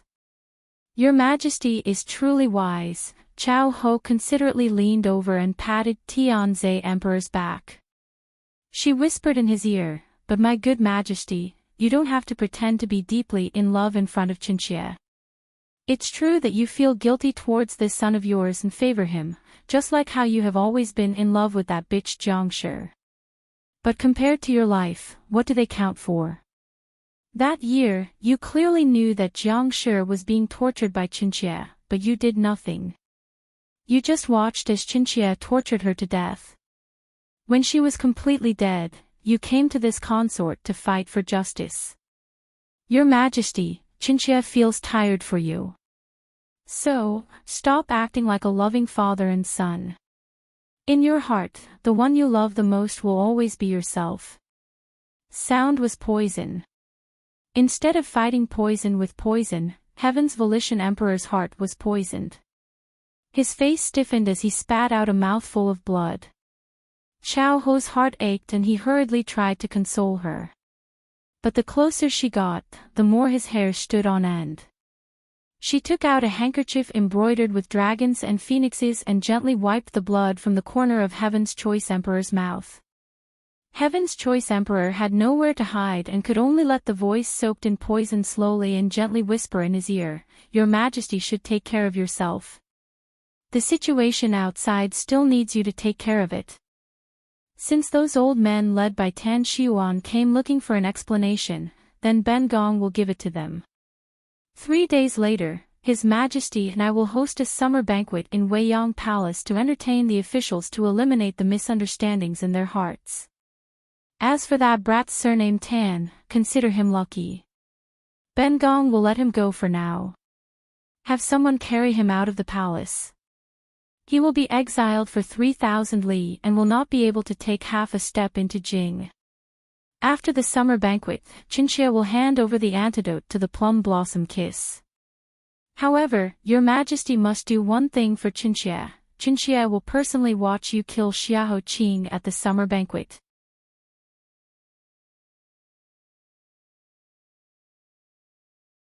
Chapter 7:13. When the vicious sun gradually moved west, the third old official who knelt at the palace gate had already fainted. The palace gate finally opened, and a bright yellow imperial edict leisurely came out from inside, announcing that the emperor was safe and sound, and that all the rumors were malicious. 3 days later, the Weiyang Palace would hold a banquet for all the officials, and at that time, everyone would be given an explanation. Along with this imperial edict, there was also a badly mutilated figure that was carried on a wooden board, and blood was still dripping onto the ground. Tan Xiuan stumbled over, and when his trembling fingers checked that there was still a trace of mayfly energy left in him, his red eyes fiercely closed, and a tear slid down from the corner of his eye, returning to the suffering world. The palace servant didn't care about his late father's filial piety, and was wholeheartedly concerned about the Empress's imperial edict, and hurriedly said, "This servant is under the orders of the Emperor and the Empress to immediately send little Tan Darren out of the capital for 3,000 miles, and will never step half a step into the capital for the rest of his life. Old Tan Darren, please make way, and don't make things difficult for us." Tan Xiuan said in shock, "My son is so injured, immediately exiling him is asking for his life." The palace servant shook his head and said, "Little Tan Darren offended his superiors, fabricated rumors, and slandered Feng Yan, causing a storm in the city and the court to be unstable. The Empress is already being kind by sparing his life, so Lord Tan should be content.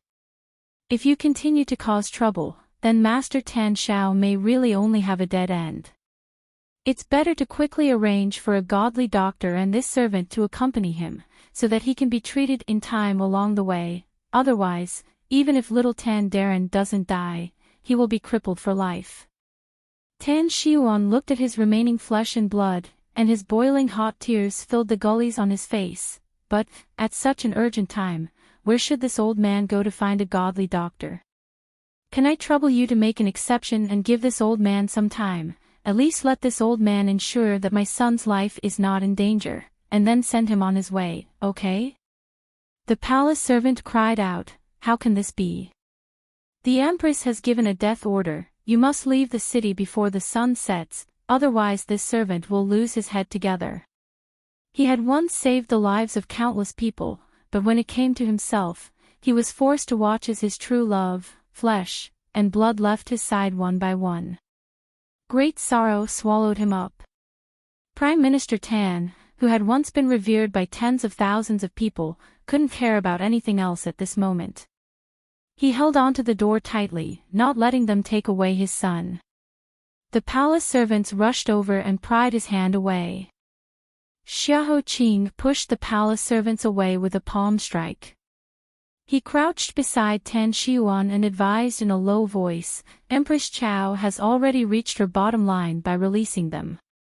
Rather than staying in this treacherous and dangerous capital, perhaps it is safer outside. As for the godly doctor, if Huema was not injured, he would be the best candidate. However, even he was bedridden and his future was uncertain." Xiahou Qing paused mid-sentence. The sorrow in his heart was the same as Tan Xiuan's. "I'll go." Just as they were at a loss, a soft female voice came from afar, panting as if she had rushed all the way. It was none other than the only female doctor in charge of the capital, Xin Yan. Because she had made it in time, half of her hair had loosened, and it hung messily on her cheeks. The simple dress she was wearing was gilded under the setting sun, and the tears in her eyes were also rippling with gold. The moment he saw his beloved daughter, Wei Zaiqing immediately crawled up from the ground and sighed bitterly, "Ai, Ai, Ai. You wretched lass, you wretched lass. Father has already promised you to plead for this boy, what are you doing here? Father is begging you, go back. Don't meddle in this muddy water, do you want father to kneel down and beg you? Come, come, come, father will kowtow to you."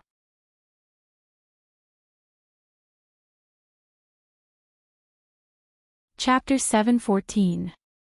Before Ziqing could bend his knees, Xin Yan had already kowtowed heavily in front of him. Once, twice, 3 times, the sound was like thunder, smashing on the green bricks that had been eroded by wind and rain and trampled on millions of times. "Although you've always been angry with me, complaining that I've defied the secular world, ignored the principles, and insisted on practicing medicine.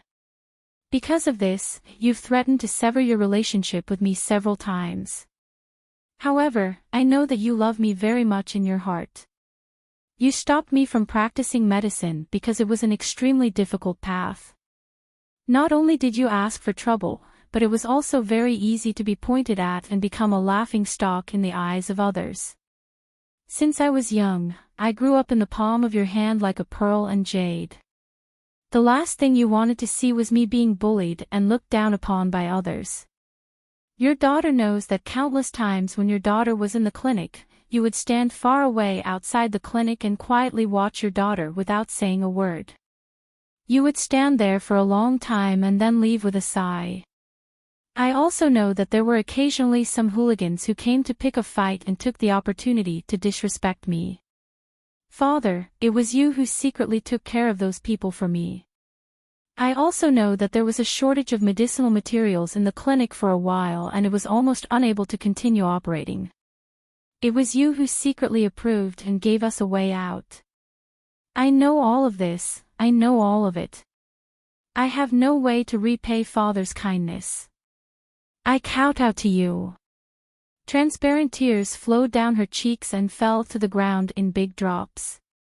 Looking at her swollen forehead and red eyes, Shen Ziqing's heart ached. He hurriedly reached out to pull her up from the ground. My baby daughter, my sweetheart, get up quickly. You're going to die of heartache. However, Shen Yan shook her head and refused. She took a step back and kowtowed 3 more times. She looked in Tan Siwei's direction and sobbed. She said stubbornly, your daughter is unfilial. This time, I will go against you again. This time, I want to go with him. Shen Ziqing had aged 5 years in a short day. Wilted Old Tree also hesitated. If you go with him, your reputation will be ruined. Moreover, he is seriously injured and his life is unknown. If he can't make it, do you want to entrust the rest of your life to the unknown? Even if he is lucky enough to survive, he may not be willing to be responsible for you. My daughter, don't be stubborn. If you leave, how can I live? Shen Yan's tears flowed. It is because his life is unknown that I have to go with him. Otherwise, he won't even have a chance to live. From the moment I stepped out of the embroidery building and walked into the marketplace, I have long forgotten about my reputation. If I do my best and he still dies, then I will have no regrets. If he doesn't die, he will be deeply grateful to me in the future. That daughter of his will be even more deserving of benevolence. In short, no matter what the result, I will accept it and never regret. All these years, your daughter has acted recklessly time and time again. It is precisely because I know that no matter what mistakes your daughter has made, no matter what willful things your daughter has done, in the end, you will always forgive me and tolerate me. So, your daughter has made things difficult for you time and time again, including this time as well. Since you have indulged your daughter for so many years, please indulge your daughter once more. I beg you, Father. After kowtowing 3 times, she kowtowed 3 times. The sound of her kowtowing was not on the bricks in front of her, but on the heart of a parent. Shen Ziqing had nothing else to say. He could only turn his head and raise his hand to cover his face. Silly child, parents always seem to be like this. No matter how fierce and domineering they looked, they would still be defeated by their children in the end. Perhaps the moment parents became parents, they were destined to give in for a lifetime.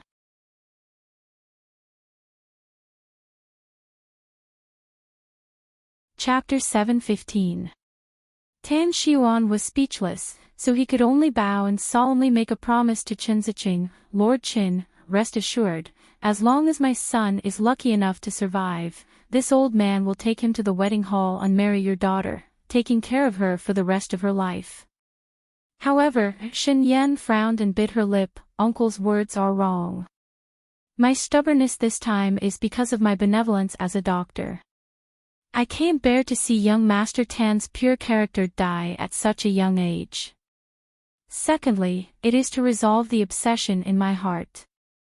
She wiped away her tears and looked at Xiahou Qing. A friend once said to me, in this world, there are thousands of men and women, so it is not difficult to have a good impression of a person. In the process, it is not a big deal to be sad, hurt, or disappointed. don't take it to heart. Just kick him away, wipe your tears, eat a good meal, and have a good sleep. But if you wholeheartedly believe in someone, it is very likely that you will not meet a second person for 9 lifetimes. Then it is completely different. Pride and face are nothing. Instead of sitting and waiting, it is better to boldly give it a try. If you win, you will be happy for a lifetime, and if you lose, you will have a clear conscience. If you give up without even trying, you will regret it for the rest of your life when you see him put on a wedding dress and ride a horse to marry another woman. It is because of this friend's words that I have the courage to come today. If young Master Tan really likes me and wants to spend the rest of his life with me, then I will consider it. If it is only to repay the kindness, I, Xin Yan, also have my own pride. I am not a woman who must be a man. I have tried what I should try, and I have also worked hard. I have a clear conscience. This is what I ask for. No one present had expected that she, who looked like a weak woman, would say such shocking words, so they all looked at her. Only Xiahou Qing understood who she was referring to. His face showed obvious pain and longing, but at the same time, he was proud of his brave little Shu. Tan Xiuan did not expect Xin Yan to be such a woman.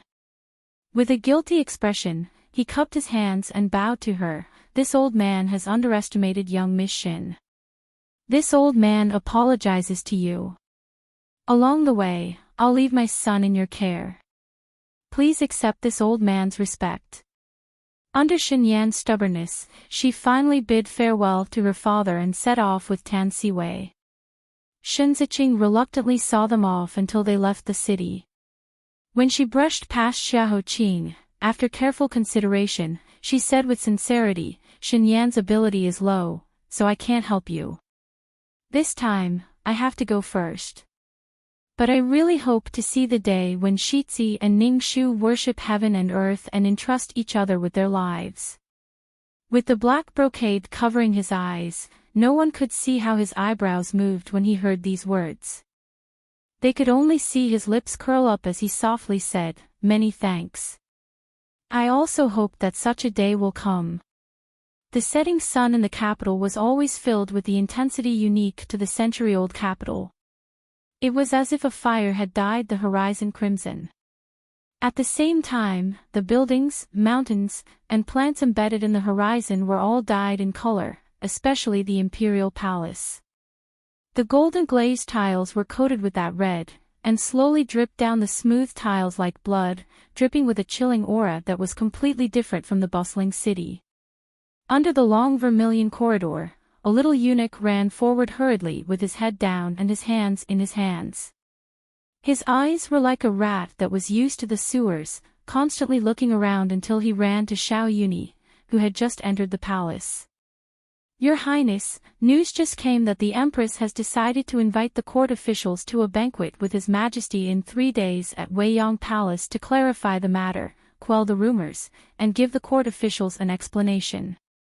Xiao Yini was still wearing the peeping armor. After catching people for a day, his sweat had stuck the hair on his temples to his face. He took off the helmet and wiped his sweat. He did not feel annoyed, but said mockingly as if he was watching a joke, "Oh. It seems that Imperial Mother has been forced into a corner." Xiahou Qing's series of small actions could be said to be pulling the carpet from under the cauldron. Imperial Mother originally wanted to kill Tan Siwei to scare the restless court officials. She did not expect that he would join forces with Tan Xiuan to directly invite a group of extremely prestigious old officials over and force her to abdicate in front of everyone at the Meridian Gate. In addition to the rumors that had already spread in the city, as well as Xiao Yunzhen and Xiao Yunjin who had been encouraged to fish in troubled waters, Imperial Mother was forced into a dead end. It seems that the most chaotic and final round is finally coming.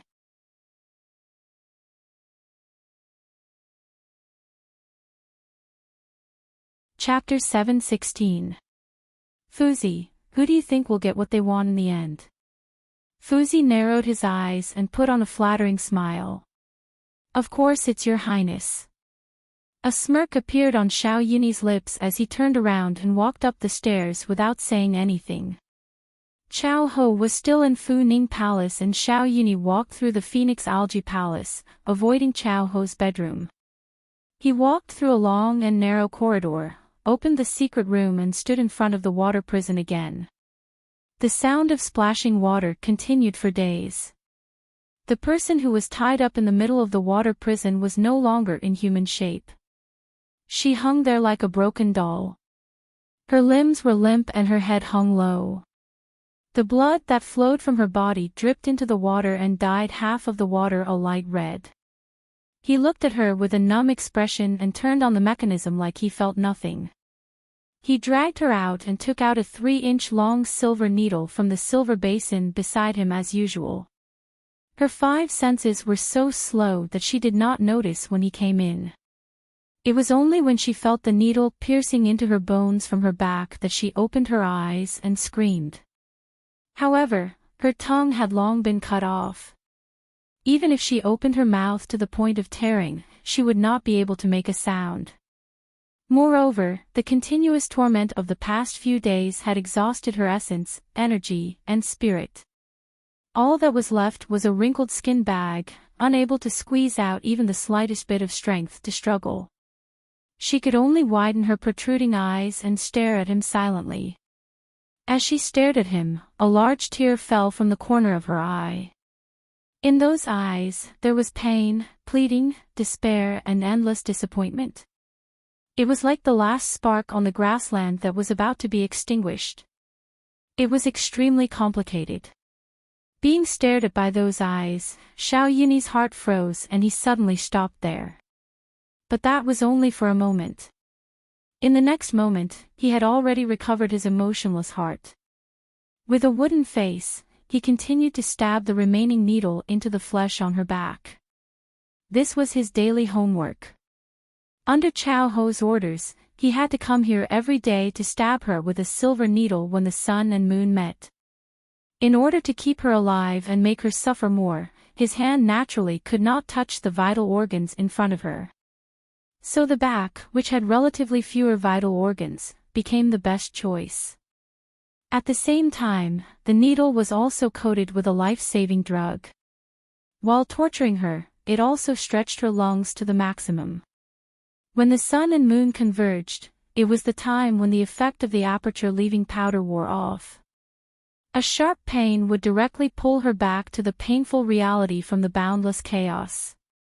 How delightful! Under this pain that was enough to pierce through the top of her head, she opened her blood-stained mouth and fainted from the pain. Pain, pain, pain, pain. Let her die. Ning Shu woke up in this soul-shattering pain. She suddenly got up and opened her eyes in a daze as she gasped for breath. Her back was already soaked in cold sweat and she still had lingering fear in her heart. She subconsciously got up from the wooden plank under her, wanting to get rid of the fear of this tight encirclement, but she had just taken a step when she was pressed back down by a hand. The owner of this hand was Xiao Yunyi. She opened her mouth, wanting to speak, but all that came out were gasps. She stood there in a daze and looked at him suspiciously. Xiao Yunyi squeezed her hand slowly and used the cloth to tie her back to the bed. After tying her up, he was afraid that the cloth would not be tight enough and she would break it like before, so he tied another one as a double insurance. He said indifferently, "Don't try. You won't be able to make a sound even if you squeeze your throat until it breaks. I've already given you a mute drug. Also, you better be obedient and don't waste your energy trying to escape. This is a secret room that I personally set up. There are many mechanisms around it. As long as you press one wrong button, you will be chopped into a sieve. You can try if you don't believe me." He casually picked up a soft pillow and threw it against the wall. Sure enough, there was a glaring silver light and in an instant, the soft pillow was cut into countless pieces and slowly floated down in the air. Admiring Ning Shu's shocked expression, Xiao Yunyi smiled and leaned towards Ning Shu's ear to say, "Speaking of which, you have to thank me properly. If I didn't save you, the one who would be tortured in the water dungeon would be you, my good Shu.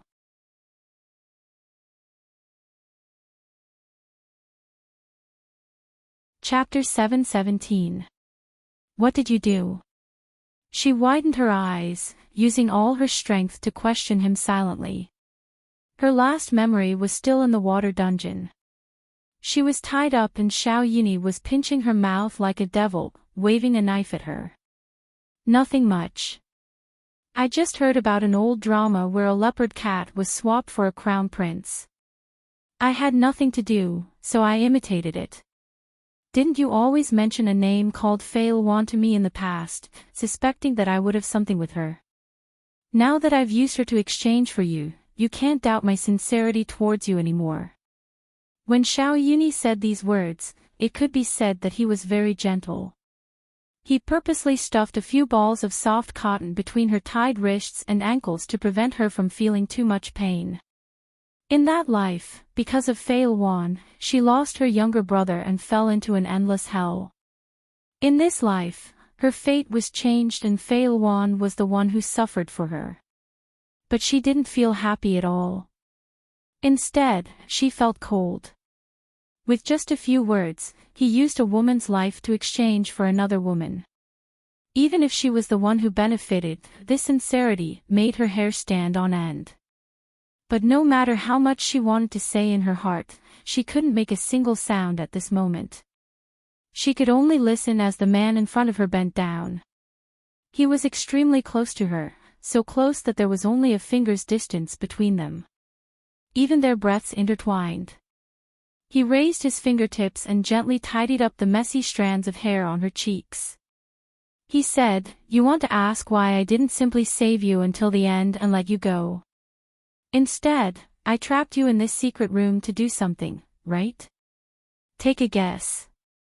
"I've told you more than once that I, Xiao Yini, only love you in this life, but you never believed me. You either used some ridiculous past and present life to brush me off, or put you and the world together, forcing me to choose one of the two. In the past, I always thought that the person who understood me the most in this world would definitely be you. I didn't think that even you didn't understand me. It's all right. Since you don't believe me, I'll show you. It's true that I'm determined to get this world, but I'll never let you go. I want to have both the fish and the bear's paw." 3 days later, Empress Mother would invite all the officials to a banquet. At that time, the fog would disperse and the general situation would be settled. "After I capture everything in the palm of my hand, it will be the day you regain your freedom. Before that, I can only troubleshoot to stay here obediently. Rest assured, I won't let you wait too long. After that, you will be the next Empress of Great Yu." "What about him? I want to know how he is." Even though she couldn't make a sound, she still opened her mouth wide, tore her throat, and squeezed out a breath from her lungs. She used her lips to repeat the name she cared about the most.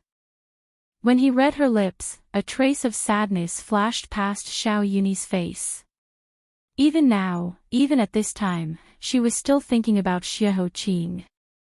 Xiao Yuni's anger turned from hurt to anger, his fingers losing strength and almost pulling a lock of hair by her temples. He deliberately used the most vicious tone to say, "Speaking of which, there's one thing I forgot to tell you. Xiao Qing's background, he's actually not of Nanping Wang's bloodline, but the late consort Zhang's unfilial son, my legitimate second imperial brother. That year, during the battle between the eldest sons, he had no choice but to be sent out of the palace to save his life. And Empress Mother knows all of this like the back of her hand. As smart as you are, Shu, what do you think Empress Mother will do before all of this ends? He, Xiao Qing, will definitely die, and it will definitely be in the most tragic and painful way in this world. There's no other possibility."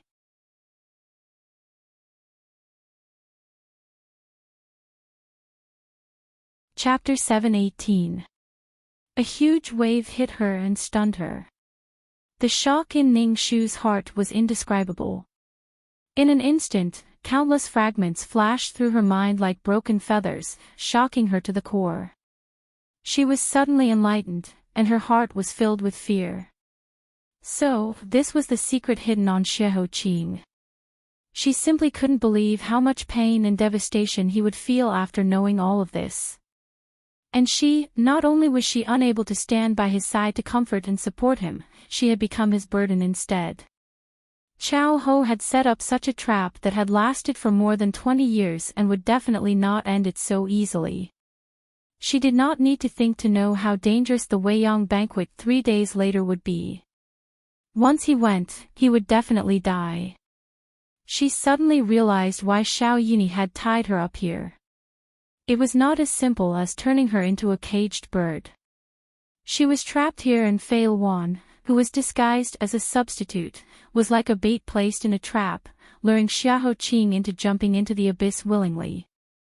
What to do, what to do, what to do, what should she do now?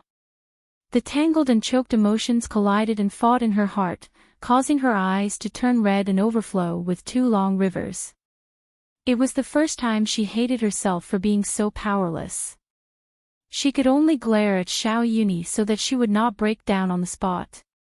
Being stared at like that, Xiao Yuni narrowed his eyes unhappily and smirked coldly. "Don't look at me like that. I'm not the one who sent him to hell. At most, I'm just a bystander, adding fuel to the fire at the right time. He can only blame himself for entering the capital and dying obediently in Yunnan province. He could have died a good death. But he insisted on finding the root of the problem and was seeking his own death. All right, Xiao Shu, you should rest here. I'll visit you every day. Remember to be good." With that said, Xiao Yuni patted her soft cheeks softly and even touched the tip of her red nose intimately before he turned and left the secret room. In order to prevent Ning Shu from seeing through the mechanism, he deliberately used his body to block her. When the door of the secret room was about to close, Xiao Yuni's eyes were as dark as a snake's. He said softly, "Shu, since you're not willing to turn back, I'll destroy all your other paths with my own hands, so that you have no choice but to turn back to me." A deep rumbling sound came from the secret passage, blocking his eyes and voice outside the secret passage. With a loud bang, the passage stopped abruptly. At the same time, it also locked all of Ning Shu's hopes in it. Unable to make any sound, Ning Shu could only open her mouth and cry silently. Ning Shu, had never been willing to submit to the heavens and earth. Even if she had been tortured and died a horrible death, she was not willing to bow her head to the unfair heavens and earth. But now, she had been defeated. God, did you hear that? I admit defeat. Please, let him hear my voice, don't go. Xiaoqing, please don't go, don't go. You can't go. After running around day and night, Xiaoqing rarely had the leisure to sit quietly in the pavilion outside the hall, quietly waiting for the last ray of the setting sun to fall. Ye's hand was splashing ink on the dome, splashing out stars one after another. The summer heat was like a fish swinging its tail around the corners of the capital. When the sun had completely set, a cool breeze slowly came from the horizon. Xiaoqing felt the rare coolness of the day. For a moment, he leisurely poured the brewed tea into a bowl and pushed it in front of Tianwen and the others one by one. Everyone had a bowl, and even Hui Mo, who was still recuperating on the sickbed, had a bowl. If it was any other time, Tianwen and the others would be flattered and overjoyed. But now, they looked at each other, but no one moved. Jiu Si had never lost his composure and recklessness. "Young master, you can't go. If you go, it's the same as sending yourself to death. If you insist on going, please let us die first. Otherwise, we will never let you enter the palace even if we offend our superiors."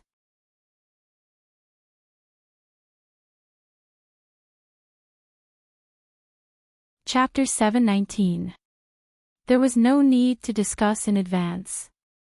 Tianwen and the others took a step back at the same time. They stood in a row in front of Xiaoqing and bowed to beg for forgiveness. Their attitude was resolute. Please forgive us for our disobedience. Even after knowing Xiaoqing's plan, Huimo struggled to climb down from the sickbed with the help of Princess 13. He pleaded with a pale face, "Your Highness, it's my fault. It's my fault that Lady Ning had to enter the palace and risk her life because of my incompetence. Naturally, I should save her. Please give me a chance. I can do it. I have the art of disguise and bone shrinking. I will definitely save Lady Ning. Your Highness, please don't go by yourself. I can do it. Please believe me." Huimo clenched his back molar teeth and desperately tightened all the joints in his body. He wanted to show Xiaoqing that he still had the divine skill in his hand and was omnipotent. But just as he exerted a little force, the shattering pain spread from his limbs and bones to his whole body. His face was pale and his neck was sweating. Xiao Zhangping was so anxious that he almost cried, "Don't show off. Your muscles and bones have been broken. You've only been awake for 2 days. What are you doing? Do you want to die? I'm very powerful. Don't worry, I used to." Huimo opened his mouth and wanted to take a breath. However, when new blood seeped out from his broken bones, his vision turned black and he finally fell down with a cry of pain. His strength was exhausted and his breath was gone. Xiaoqing immediately flicked a golden bead to him and sealed his meridians to prevent him from bleeding to death. At the same time, he jumped up and supported him to the bench where he was sitting. In the face of Jusi and the others' strong dissuasion, Xiaoqing didn't say a word. Instead, he waited for Huimo to recover and then pressed his hand on his pulse. "Huimo, feel how many days I have left." Huimo's limbs were still weak. He felt his pulse several times before he could stabilize it. But after he found out, he was suddenly stunned. He couldn't believe it and repeatedly pressed it several times. Finally, he slid his hand away and turned his head to sob silently. Josie and the others also understood what was going on. They clenched their fists and their eyes turned red. Xiaoqing smiled. He groped his way to them and helped them up one by one. "We grew up together. This time, I'll have to trouble you to send me off. Let's go." 3 days was a long time, but 72 hours was enough for one to experience the joys and sorrows of the human world. A full-month-old child was born from the mother's womb, and an old man in his twilight years could only sigh and bid farewell to the world. It was as short as the blink of an eye. Those who cried were still crying, those who were mad were still mad, and those who were obsessed were still obsessed. Nothing had changed. Just like that, the never-ending banquet finally began under the nervous gazes of countless people. As early as 2 days ago, the palace had begun to prepare for this banquet, which was rare since His Majesty's illness. However, the busy palace servants were not happy at all. They just buried their heads and concentrated on their own tasks. It was as if an invisible dark cloud was quietly pressing on everyone's heart. The hearts of the old people who had lived in the palace for a long time were beating wildly. Their dim eyes and slow minds were aware of a long-lost familiar feeling. Something was going to happen. Yes, just like more than 20 years ago, or even longer ago, some things that couldn't be avoided would eventually happen. The mountain rain was coming, and the wind was blowing. But even if they had predicted this, there was still nowhere to escape.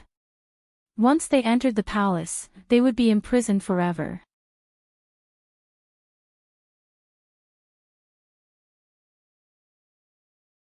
Chapter 720. All of you, be careful. Don't make any mistakes. Do you understand? Yes. Zhao Bin pulled the corners of his mouth as he walked through Wei Yong Palace with a serious expression. He carefully watched every single person that came in and out of the palace, not letting a single person go. After he finished checking everything, Xiaobin walked out with his horsetail whisk. He looked up at the bright sun in the morning and the gloomy sky in the next moment. He shook his head and let out a long sigh. This year's weather was really strange. It seemed like it loved to rain. The water in the sky seemed to be endless. It kept pouring down wave after wave as if it wanted to float the entire capital. This new rain was about to start again. Xiaobin hugged his horsetail whisk as he walked through the maze-like palace with a heavy heart. He lowered his head and did not speak. The white hair on his temples was even more dazzling under the red paint. Counting with his fingers, he had already been in the palace for several decades. It was so fast that it was like a blink of an eye. At the age of 8, he entered the palace from a poor family. At the age of 12, he followed Heaven's Choice Emperor. He endured humiliation as he hibernated and advanced. He accompanied Heaven's Choice Emperor when he got married and obtained the throne. He accompanied Heaven's Choice Emperor when he lost his children and obtained wave after wave of new children. He accompanied Heaven's Choice Emperor until he aged like an old beast. As for himself, he also grew old like a panting old dog. Other than accompanying his master and waiting for death, there was nothing else he could do. He frowned as he quickened his steps and returned to Fu Ning Palace to report to Heaven Choice Emperor. Heaven Choice Emperor was already waiting inside. Ever since that day, Heaven Choice Emperor did not leave the palace door other than going to court. He only wrote a single word on the white silk in front of the table, ruler. Xiaobin, is everything ready? Xiaobin looked up and was frightened by the vicissitudes of life on Heaven Choice Emperor's face. The ruler of the country, the ruler of the people, the ruler of the sun and moon. But when he walked to the edge of death, what difference was there between him and those lowly commoners? This thought was too rebellious. Xiaobin swallowed hard and quickly drove this thought out of his mind. He said with a trembling voice, "Yes, this servant personally went to see that there were no mistakes." Heaven Choice Emperor nodded and said, "That's good. Right now, this emperor doesn't have many trustworthy people. You have always been reliable and this emperor trusts you. How long until the banquet begins?" Xiaobin lowered his head. There are less than 4 hours left. In a while, the ministers will enter the palace one after another. Heaven's Choice Emperor nodded and seemed to be tired. He put down the brush in his hand and leaned against the back of the chair.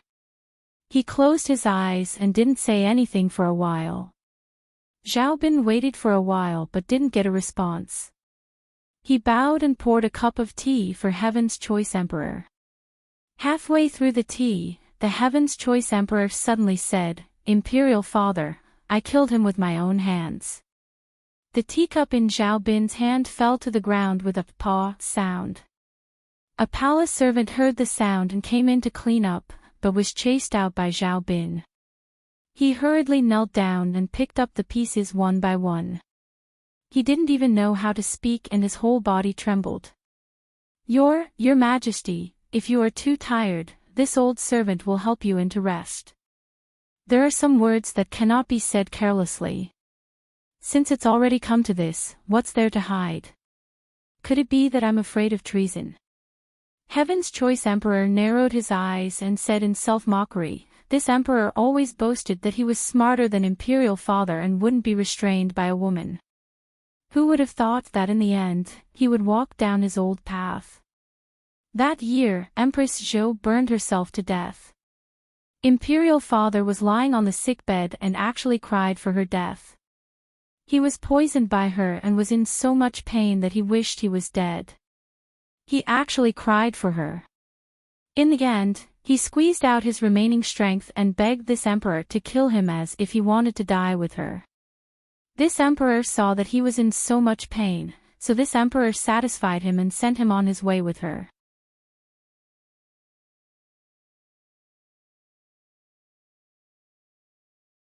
Chapter 721. Heaven's Choice Emperor closed his eyes and leaned against the back of the chair. His eyelids fluttered. Many emotions surged out, but he suppressed them all. In the end, they turned into a heart-wrenching sentence. In the past, Jin personally sent away my father. Now, it is Jin's son's turn. Tell me, this time, will he die, or Jin die? Xiaobin had already knelt on the ground at some point, trembling like a sieve. He could only stutter, "Your Majesty, Xiaobin tell me, did Jin make a mistake in the past?" Heaven's Choice Emperor asked again. He was very confused. Xiaobin couldn't even breathe. Fortunately, Heaven's Choice Emperor didn't expect him to answer. He opened his eyes and looked at the complicated patterns above his head. He seemed to be asking the heavens and himself. The heavens didn't answer. He didn't answer either. Only the sound of the bell came from the distance. Once, twice, thrice, it caused the entire palace to tremble. The Heaven's Choice Emperor heard the bell and slowly sat up. "All right, it's time. Get up from the ground. Your old bones aren't afraid of breaking from kneeling." Xiaobin, change Jin's clothes. The door opened. His turbid eyes looked through the blinding white light from the door. He looked into the distance and faintly said, "This banquet is about to begin. Prepare the carriage." This was the biggest banquet in the 25 years of Heaven's selection. In response to Emperor-Empress's invitation, other than the 3 to 5 ministers who were sick, whether it was the current civil and military officials or the hundreds of officials who had already retired, all of them brought their family members to attend.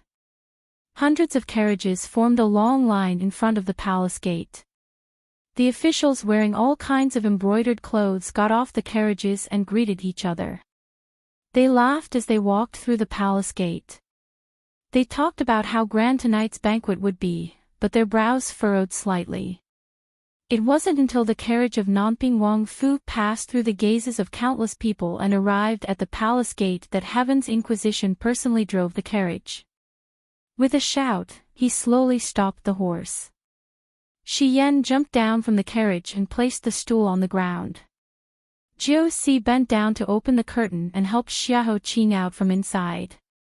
He stepped on the stool and landed steadily on the ground. Amidst this endless and meticulous display of extravagance, Xiahou Qing's frost-colored robe indifferently and conspicuously entered everyone's eyes, causing them to involuntarily exclaim in surprise. It was as if with such a person standing in front of him, the troubles of the secular world were not worth his attention. This was the dress that Xiahou Qing had specially picked out before entering the palace because he knew that Ning Shu liked it the most. Seeing him, the old officials who had knelt 3 days ago seemed to have found their backbone and came forward to greet him. Xiahou Qing nodded in response.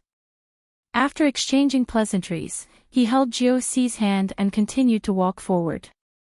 Everyone took half a step back and formed a formation with Xiahou Qing as the leader. Xiahou Qing whispered to Heaven's Inquisition, who was on his left, "How's the public house? Has Uncle Ning come?" Heaven's Inquisition said, "Following your orders, we sent people in advance to guard the public house last night and must not let Lord Ning leave the house." Lord Ning tried several times to enter the palace to participate in this Weiyang banquet but was blocked by our people. Heaven's Inquisition scratched the tip of his nose and chose his words carefully. Lord Ning was a little unhappy and scolded you for acting on your own initiative. Xiahou Qing knew that Ning Deyuan would scold him even more fiercely than this. It was possible that he would be flustered and exasperated. If he scolded him, then he scolded him. He wouldn't lose a piece of flesh. He even felt a rare sense of relaxation from playing a prank. Let him be angry. It's better to be angry in the Fu than in the palace. Xiao Shu cares about her family the most. When she returns home safely, I will make sure that the Fu is full of people to make her happy.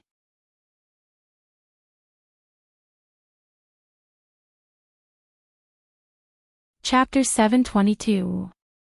Weiyang Palace. This was the place where Xiahou Qing had chosen his wife. Every step in front of the palace gate had traces of him and Ning Shu walking side by side. In just a few short months, things had changed. The previous emperor's favorite Taiping flowers had already withered. Not a single petal was left. Only the green leaves were left under the scorching sun. There were no stars or moon tonight.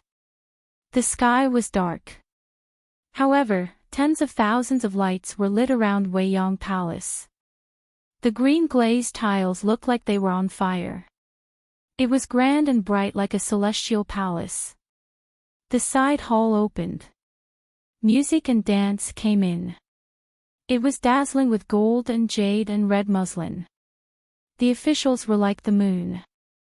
They placed the emperor and empress at the head of the table with smiles and respect. In contrast to the apprehensive mood of the officials, the Heaven's Choice Emperor had swept away his previous dispirited and sickly state. His body was covered in golden silk and his face was flushed red. He looked exceptionally radiant as he happily chatted with the officials. The atmosphere between the ruler and his subjects was harmonious. Hee, my dear subjects, tonight is supposed to be a family banquet for me and my beloved subjects to admire the moon and enjoy the flowers. So many formalities would instead make us seem distant. Zhao Bin, why aren't you helping my beloved subjects up? Chao Ho sat next to the emperor with a smile. She considerately poured wine for the Heaven Choice Emperor and reminded him to drink slowly to avoid harming his body. The Heaven Choice Emperor waved his hand. It's rare for Zhen to sit with Zhen and drink. Empress, don't be a downer. Chao Ho helplessly shook her head. She let him be. She waved her hand and called for the palace servants to prepare tea in case the Heaven Choice Emperor needed it. The Heaven's Choice Emperor smiled and pinched the back of her hand. The harmony between the emperor and the empress could be clearly seen. On the contrary, the younger and more impudent Zhou Fei was given the cold shoulder. Chao Ho tilted her head and said, Zhou Fei, why are you so dispirited? This hibiscus chicken shredded lotus is not bad. It's your favorite. Why don't you try it? Zhou Fei had been sitting at the side with her head lowered, holding a wine cup. When she heard Chao Ho's summons, she suddenly trembled, almost shattering the wine cup in her hand. With a forced expression, she said, this concubine's appetite hasn't been very good recently. I think it's because of the summer heat. Many thanks for the Empress's concern. So that's how it is. Sister, you must take good care of yourself so that you can serve His Majesty well for a long time. Yes. This concubine will follow your Highness's instructions. Chao Ho nodded his head like a smiling Buddha, then turned his head and continued to chat and laugh with those noblewomen. No one noticed that Zhou Fei's drooping face was deathly pale, as if she had fallen into the path of a ghost. After a few rounds of toasts, as the smell of alcohol filled the air, the banquet visibly relaxed. Even some of the old officials, led by Tan Xiuan, who had been given 2 rounds of wine by His Majesty, couldn't help but feel dizzy. They didn't understand the purpose of tonight's banquet. On the dragon throne, the Heaven Choice Emperor, who had been smiling benevolently and amiably, used the smell of alcohol to sweep his eyes over everyone. He said with a smile that was neither light nor heavy, Jin heard that recently, there were many rumors outside that Jin is sick. Moreover, Jin's illness is incurable and won't live for long. Dear officials, look at Jin's complexion today. How many more days can Jin live? This one sentence was like cold water being poured into a pot of oil, causing an explosion. Immediately, everyone in the chaos broke out in a cold sweat. They sobered up and knelt down one after another. This humble official doesn't dare. His Majesty's good fortune fills the heavens. His Majesty's life is as long as the heavens. His Majesty will definitely live for thousands of years. The Heaven Choice Emperor found it funny and leaned over. Don't dare. Then who was the one who spread those rumors? A few days ago, who was the one leading the people to kneel at the Meridian Gate? The wine cup in his hand smashed onto the ground and shattered into pieces with his thunderous anger. All of you are doing this. Isn't it because you want Jin to die? If Jin dies, could it be that you can do whatever you want? You can take away my Shao family's country and sit on the throne. You all have dog guts. A large group of people quickly knelt on the ground. Their faces were pale as they tried to defend themselves, swearing that they had no dog guts. Looking at the officials who were scared out of their wits, the Heaven Choice Emperor suddenly slapped the table and laughed. Ha ha ha ha, Zhao Bin, look.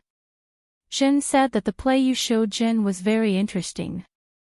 If Jin followed it, Jin would be able to scare a large group of people.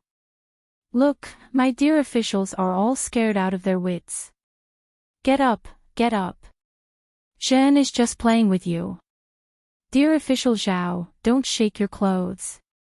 Be careful of peeing on your robes. You won't be wearing your court robes tomorrow morning. Quickly get up. Whoever is the last to get up, Jin will punish them for having a guilty conscience.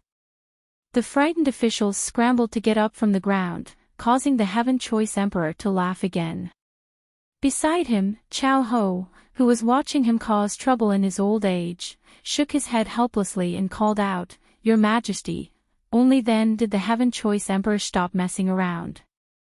After the joke, the Heaven's Choice Emperor wiped away the tears from the corner of his eyes.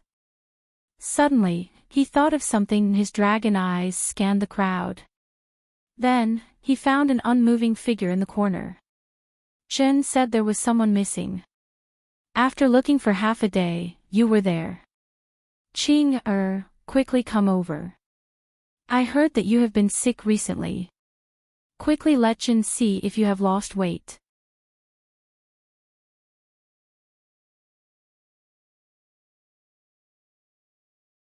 Chapter 723. Hearing Heaven's Choice Emperor's amiable voice, Xiahou Qing's throat moved silently. Only when Heaven's Choice Emperor asked in confusion did Xiahou Qing slowly get up with Juxi's help.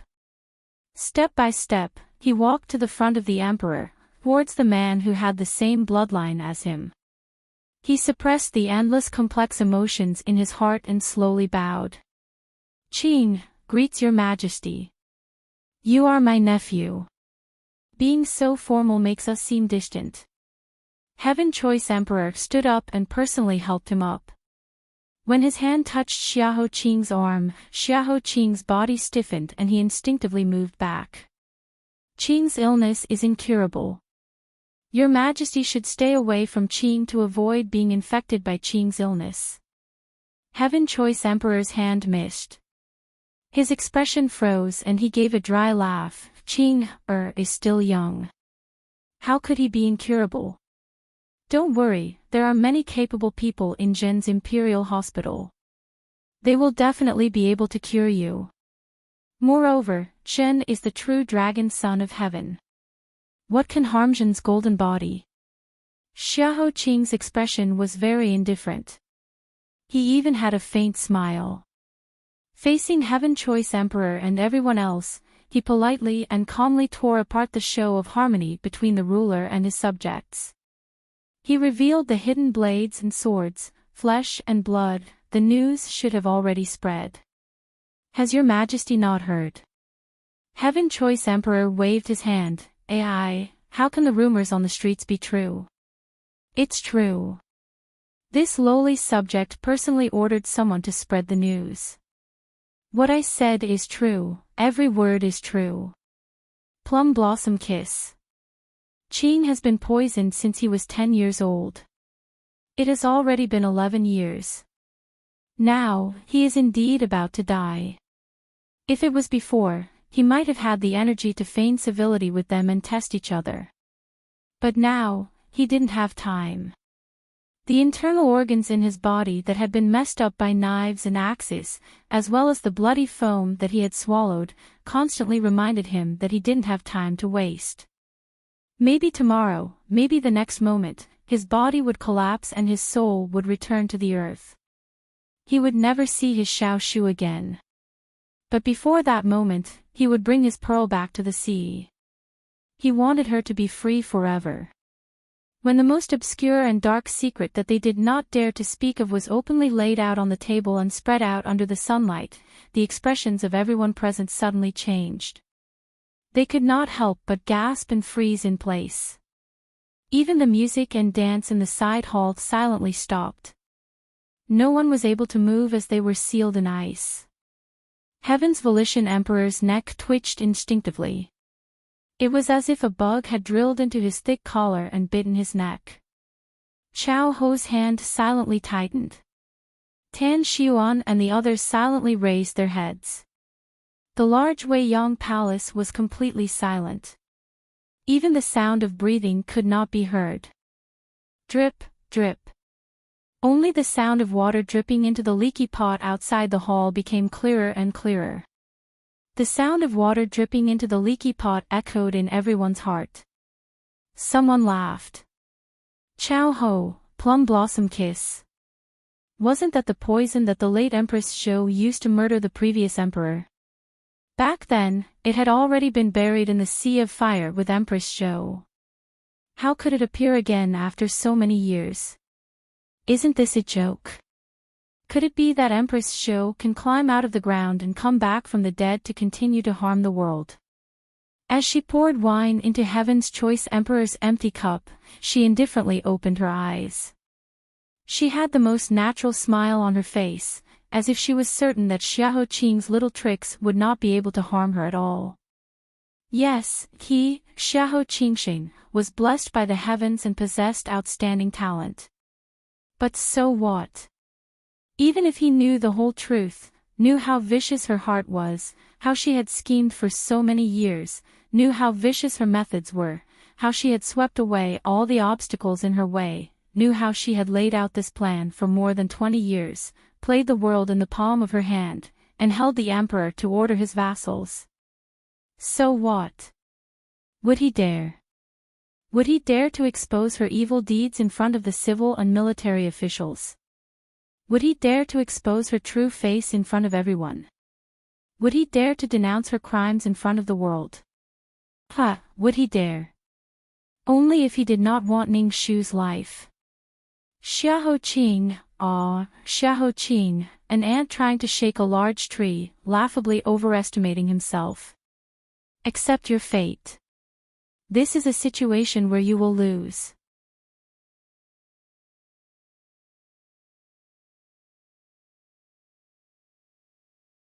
Chapter 724.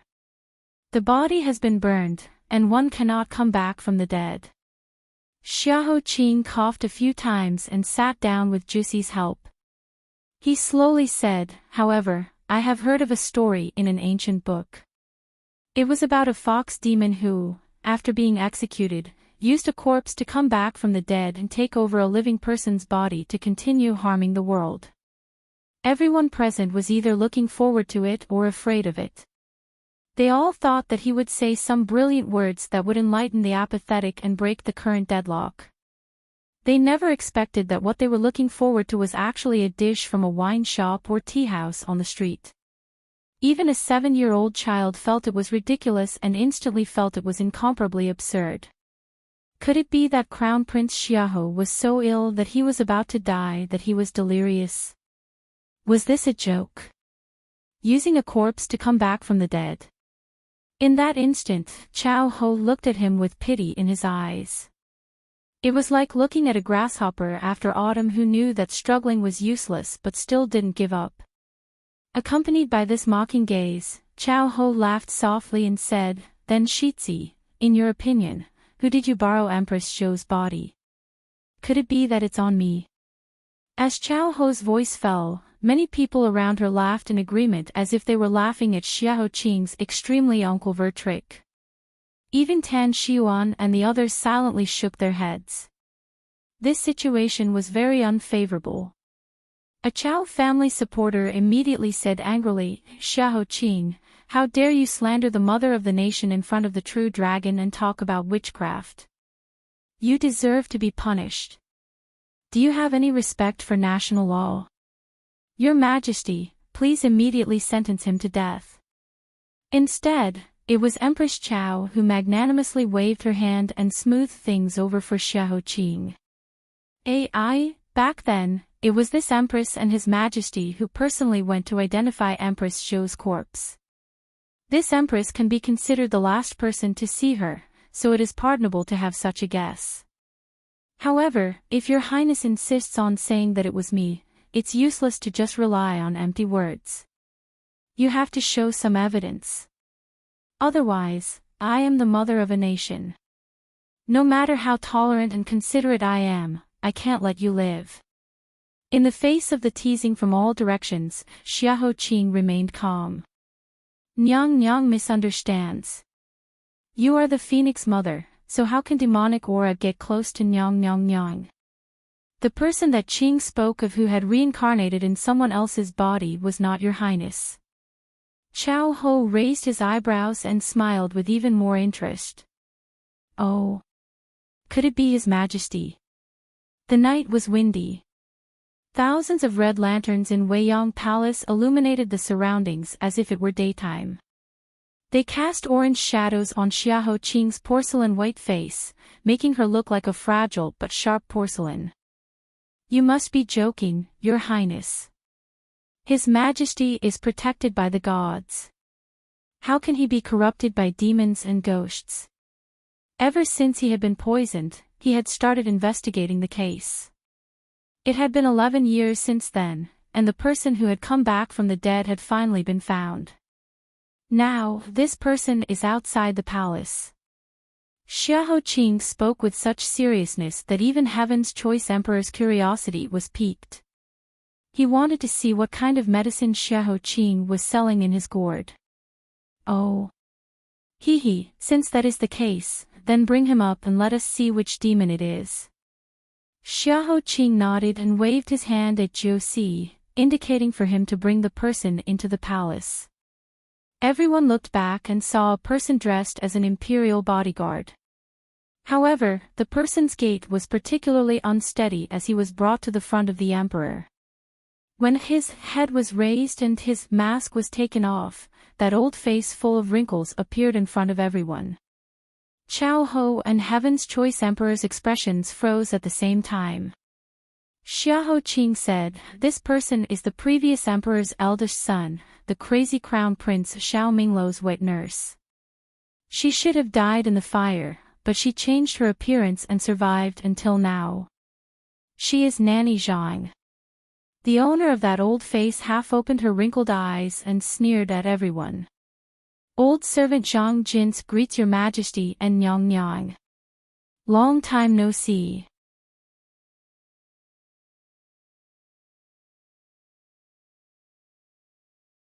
No matter what she said to prove her identity, if it was all hearsay, then it would not be strange if everyone knew. If it was a secret that no one knew, then it would be a made-up story and would not be believed. In the face of such a heart-wrenching accusation, Xiaoqing did not move. Under Jussi's light pat, he continued to bend over and cough lightly. He did not even raise his eyebrows, as if the situation in front of him had nothing to do with him. Chao Ho glanced at him and saw his silence as a sign of weakness. He leaned against the soft armrest and waved his hand with a smile. There is no need to make it sound so serious. Child Xiaoho is heavily poisoned. Under the fear of collapse, it is pardonable that he took a wrong path and made a mistake. In my opinion, regardless of whether or not this old woman is Empress Zhou, she should have died that year. Now that she has not died, then let her die again. If one fire is not enough, then add another. If one knife is not enough, then add thousands. I do not believe that I cannot eliminate this evil for my great you. Men, kill.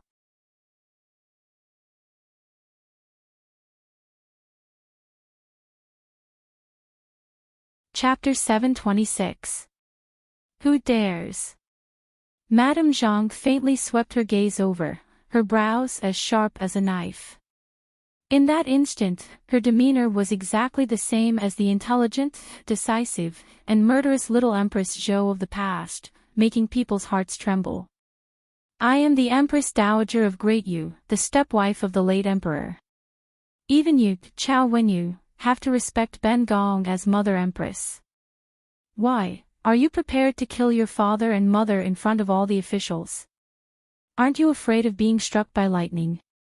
Even though she was speaking to Chao Ho, her eyes were filled with mockery as they landed on Heaven's choice emperor. Especially when the words, patricide, were pointed out. Xiao Mingqing's eyes twitched and a clear crack appeared. The filth and stench that had been hidden inside for several decades surged out, causing his face to turn purple. Enough. This is the Great Yu Palace, a place protected by the gods. I don't believe in any reincarnation. Moreover, that Empress Zhou poisoned my father and committed an unforgivable crime. She can't be called my mother. You madwoman used the name of a poisonous woman to confuse the palace. You deserve death, Zhao Bin. What are you all waiting for? Kill her. Zhao Bin waved his hand, and the hundreds of divine martial guards pulled out their swords and surrounded Madame Zhang. Madame Zhang looked old, but she was surprisingly nimble. Before the first batch of divine martial guards got close, she had already dodged to the side hall. She retreated while speaking, her voice was as sharp as a weapon. Why are you in such a rush to kill me? You don't even want me to say a few words. Are you afraid that I will say something that will make you all afraid, so you want to kill me? Zhao Bin scolded, where are the archers? Don't let this crazy woman's words dirty the ears of His Majesty and Her Majesty. There were many singers and dancers in the side hall. In order to prevent them from harboring evil intentions, before entering the palace, they had repeatedly confirmed that they were all delicate beauties. Madame Zhang led a group of real swords and sabers and suddenly rushed in, quickly causing a huge disturbance. Even if the divine martial guards were well trained and killed people like cutting vegetables, they would not be able to kill these musicians in front of the officials. The sky was dark and chaotic, and there were screams everywhere. Even the archers who could shoot a willow leaf from 100 paces away lost their place to use their skills. Amidst the flying arrows, the powerless generals of the mouth were so scared that they stood on their hind legs. The entire banquet was in chaos. Do you think that if I die, no one will expose the mess that you've been hiding for decades? Ha ha ha, dream on. The more afraid you are, the more terrified you are, the more I want to tell you everything. Madame Zhang laughed as she spoke. Her sharp voice pierced through the entire Weiyang Palace, lifted the dazzling glazed tiles, and went straight to the sky. It woke up the dark clouds in the sky and called out bursts of thunder. Behind the side hall, a high platform was specially set up today. On the high platform, there were several ladders surrounding an iron pillar. The ladders were at least 60 to 70 feet high. Every set distance, there would be a ring on the ladders.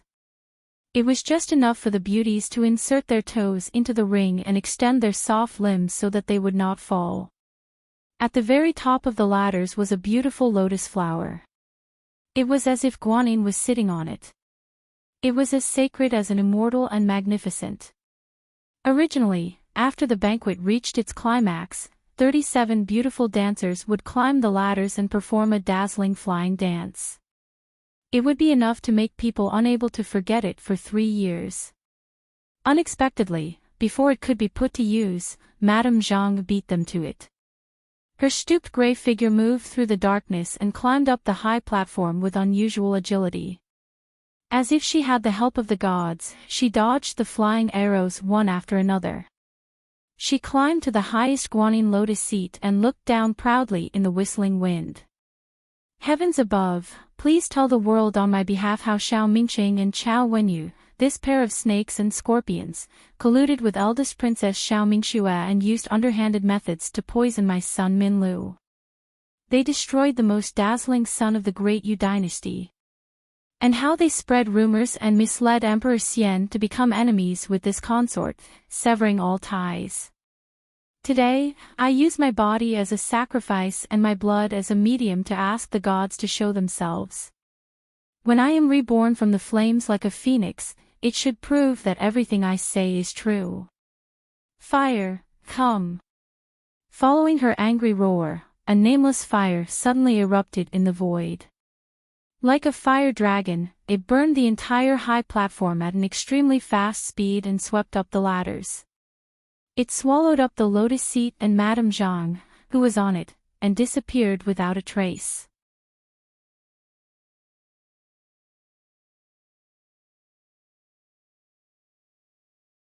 Chapter 727. Come, put out the fire. The raging fire brought about crackling sounds, and the burnt ladder kept falling from the sky, melting the entire high platform into the fire. The fire was raging and spreading everywhere, and the whole Weiyang Palace was illuminated in red by the fire. Zhao Bin hurriedly led people to escort Emperor Tianzhe and Empress Chao away. The officials at the banquet also ran for their lives. In the fire, only Xiahou Qing was still sitting leisurely. He took the teacup from Jussi and sipped it, swallowing the light cough in his throat. In the blazing flames behind him, he looked like an undefeatable jade mountain. The eunuchs and guards carried buckets of water to put out the fire. Weiyang Palace was a mess, but it was useless. Xiao Yini, who had been guarding the palace gates, came to help when he heard the news. When the ladder turned to ash, the iron pillar in the middle also melted and fell to the ground, crushing half of the glass wall. The injured singers and musicians screamed and fled, rolling on the ground to put out the flames on their bodies. There was a muffled thunder in the sky. Rain poured down. The heavens were merciful and finally put out this terrifying fire. The black stream of water spread out along with the ashes and dregs, engulfing countless pairs of feet. The guards, eunuchs, and musicians dragged their injured limbs and hid to the side. Countless people were still in a dream. No one would have thought that the fire lit by a crazy old woman would burn half of Weiyang Palace. Even the Taiping flowers outside the palace walls, which were the previous emperor's favorite, were burned to ashes. They were no longer auspicious. What Miss Zhang had said before she burned herself was like a curse, ringing in everyone's hearts above Weiyang Palace. Emperor Tianzhe saw this fire with his own eyes. Even though he was the emperor, he couldn't help but feel cold and his expression was ugly. The first to act was Empress Chao. When the last flame was put out, Empress Chao's chest rose and fell rapidly as she walked quickly into the hall. Kai Bin immediately chased after her with an umbrella. Empress Chao swept a glance at the palace people who were scattered to treat their injuries. She flung her sleeve and said angrily, "No one is allowed to leave. Zhao Bin, are you blind? Immediately send someone to dig out that lunatic from the ruins.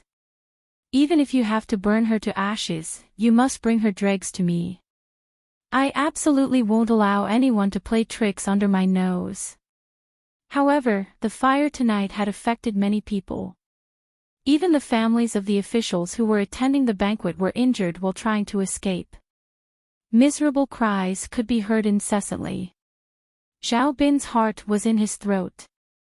He immediately led people to rush into the ruins. The result was obvious. Not a single bone was dug up. The burnt ashes had long been washed away by the rain and scattered into every crack of the bricks. The rain was still pouring down, drenching the injured people like drowned rats. Each and every one of them looked miserable as they covered their wounds and trembled like sieves. The tens of thousands of beautiful palace lanterns had long been lit in the fire and extinguished in the heavy rain. At this moment, the Weiyang Palace was barely illuminated by the dim light emitted by the swaying lanterns. Zhao Bin led people to identify them one by one. In the end, they couldn't do anything. Seeing that everyone was angry, the officials looked at their injured colleagues, wives, and daughters who were forcefully detained in the palace and couldn't be treated. They all complained. Facing such a huge pressure, Emperor Tianzhe was helpless and could only grit his teeth and let them pass. When the officials helped their families into the carriages and left, the noisy Weiyang Palace gradually returned to silence.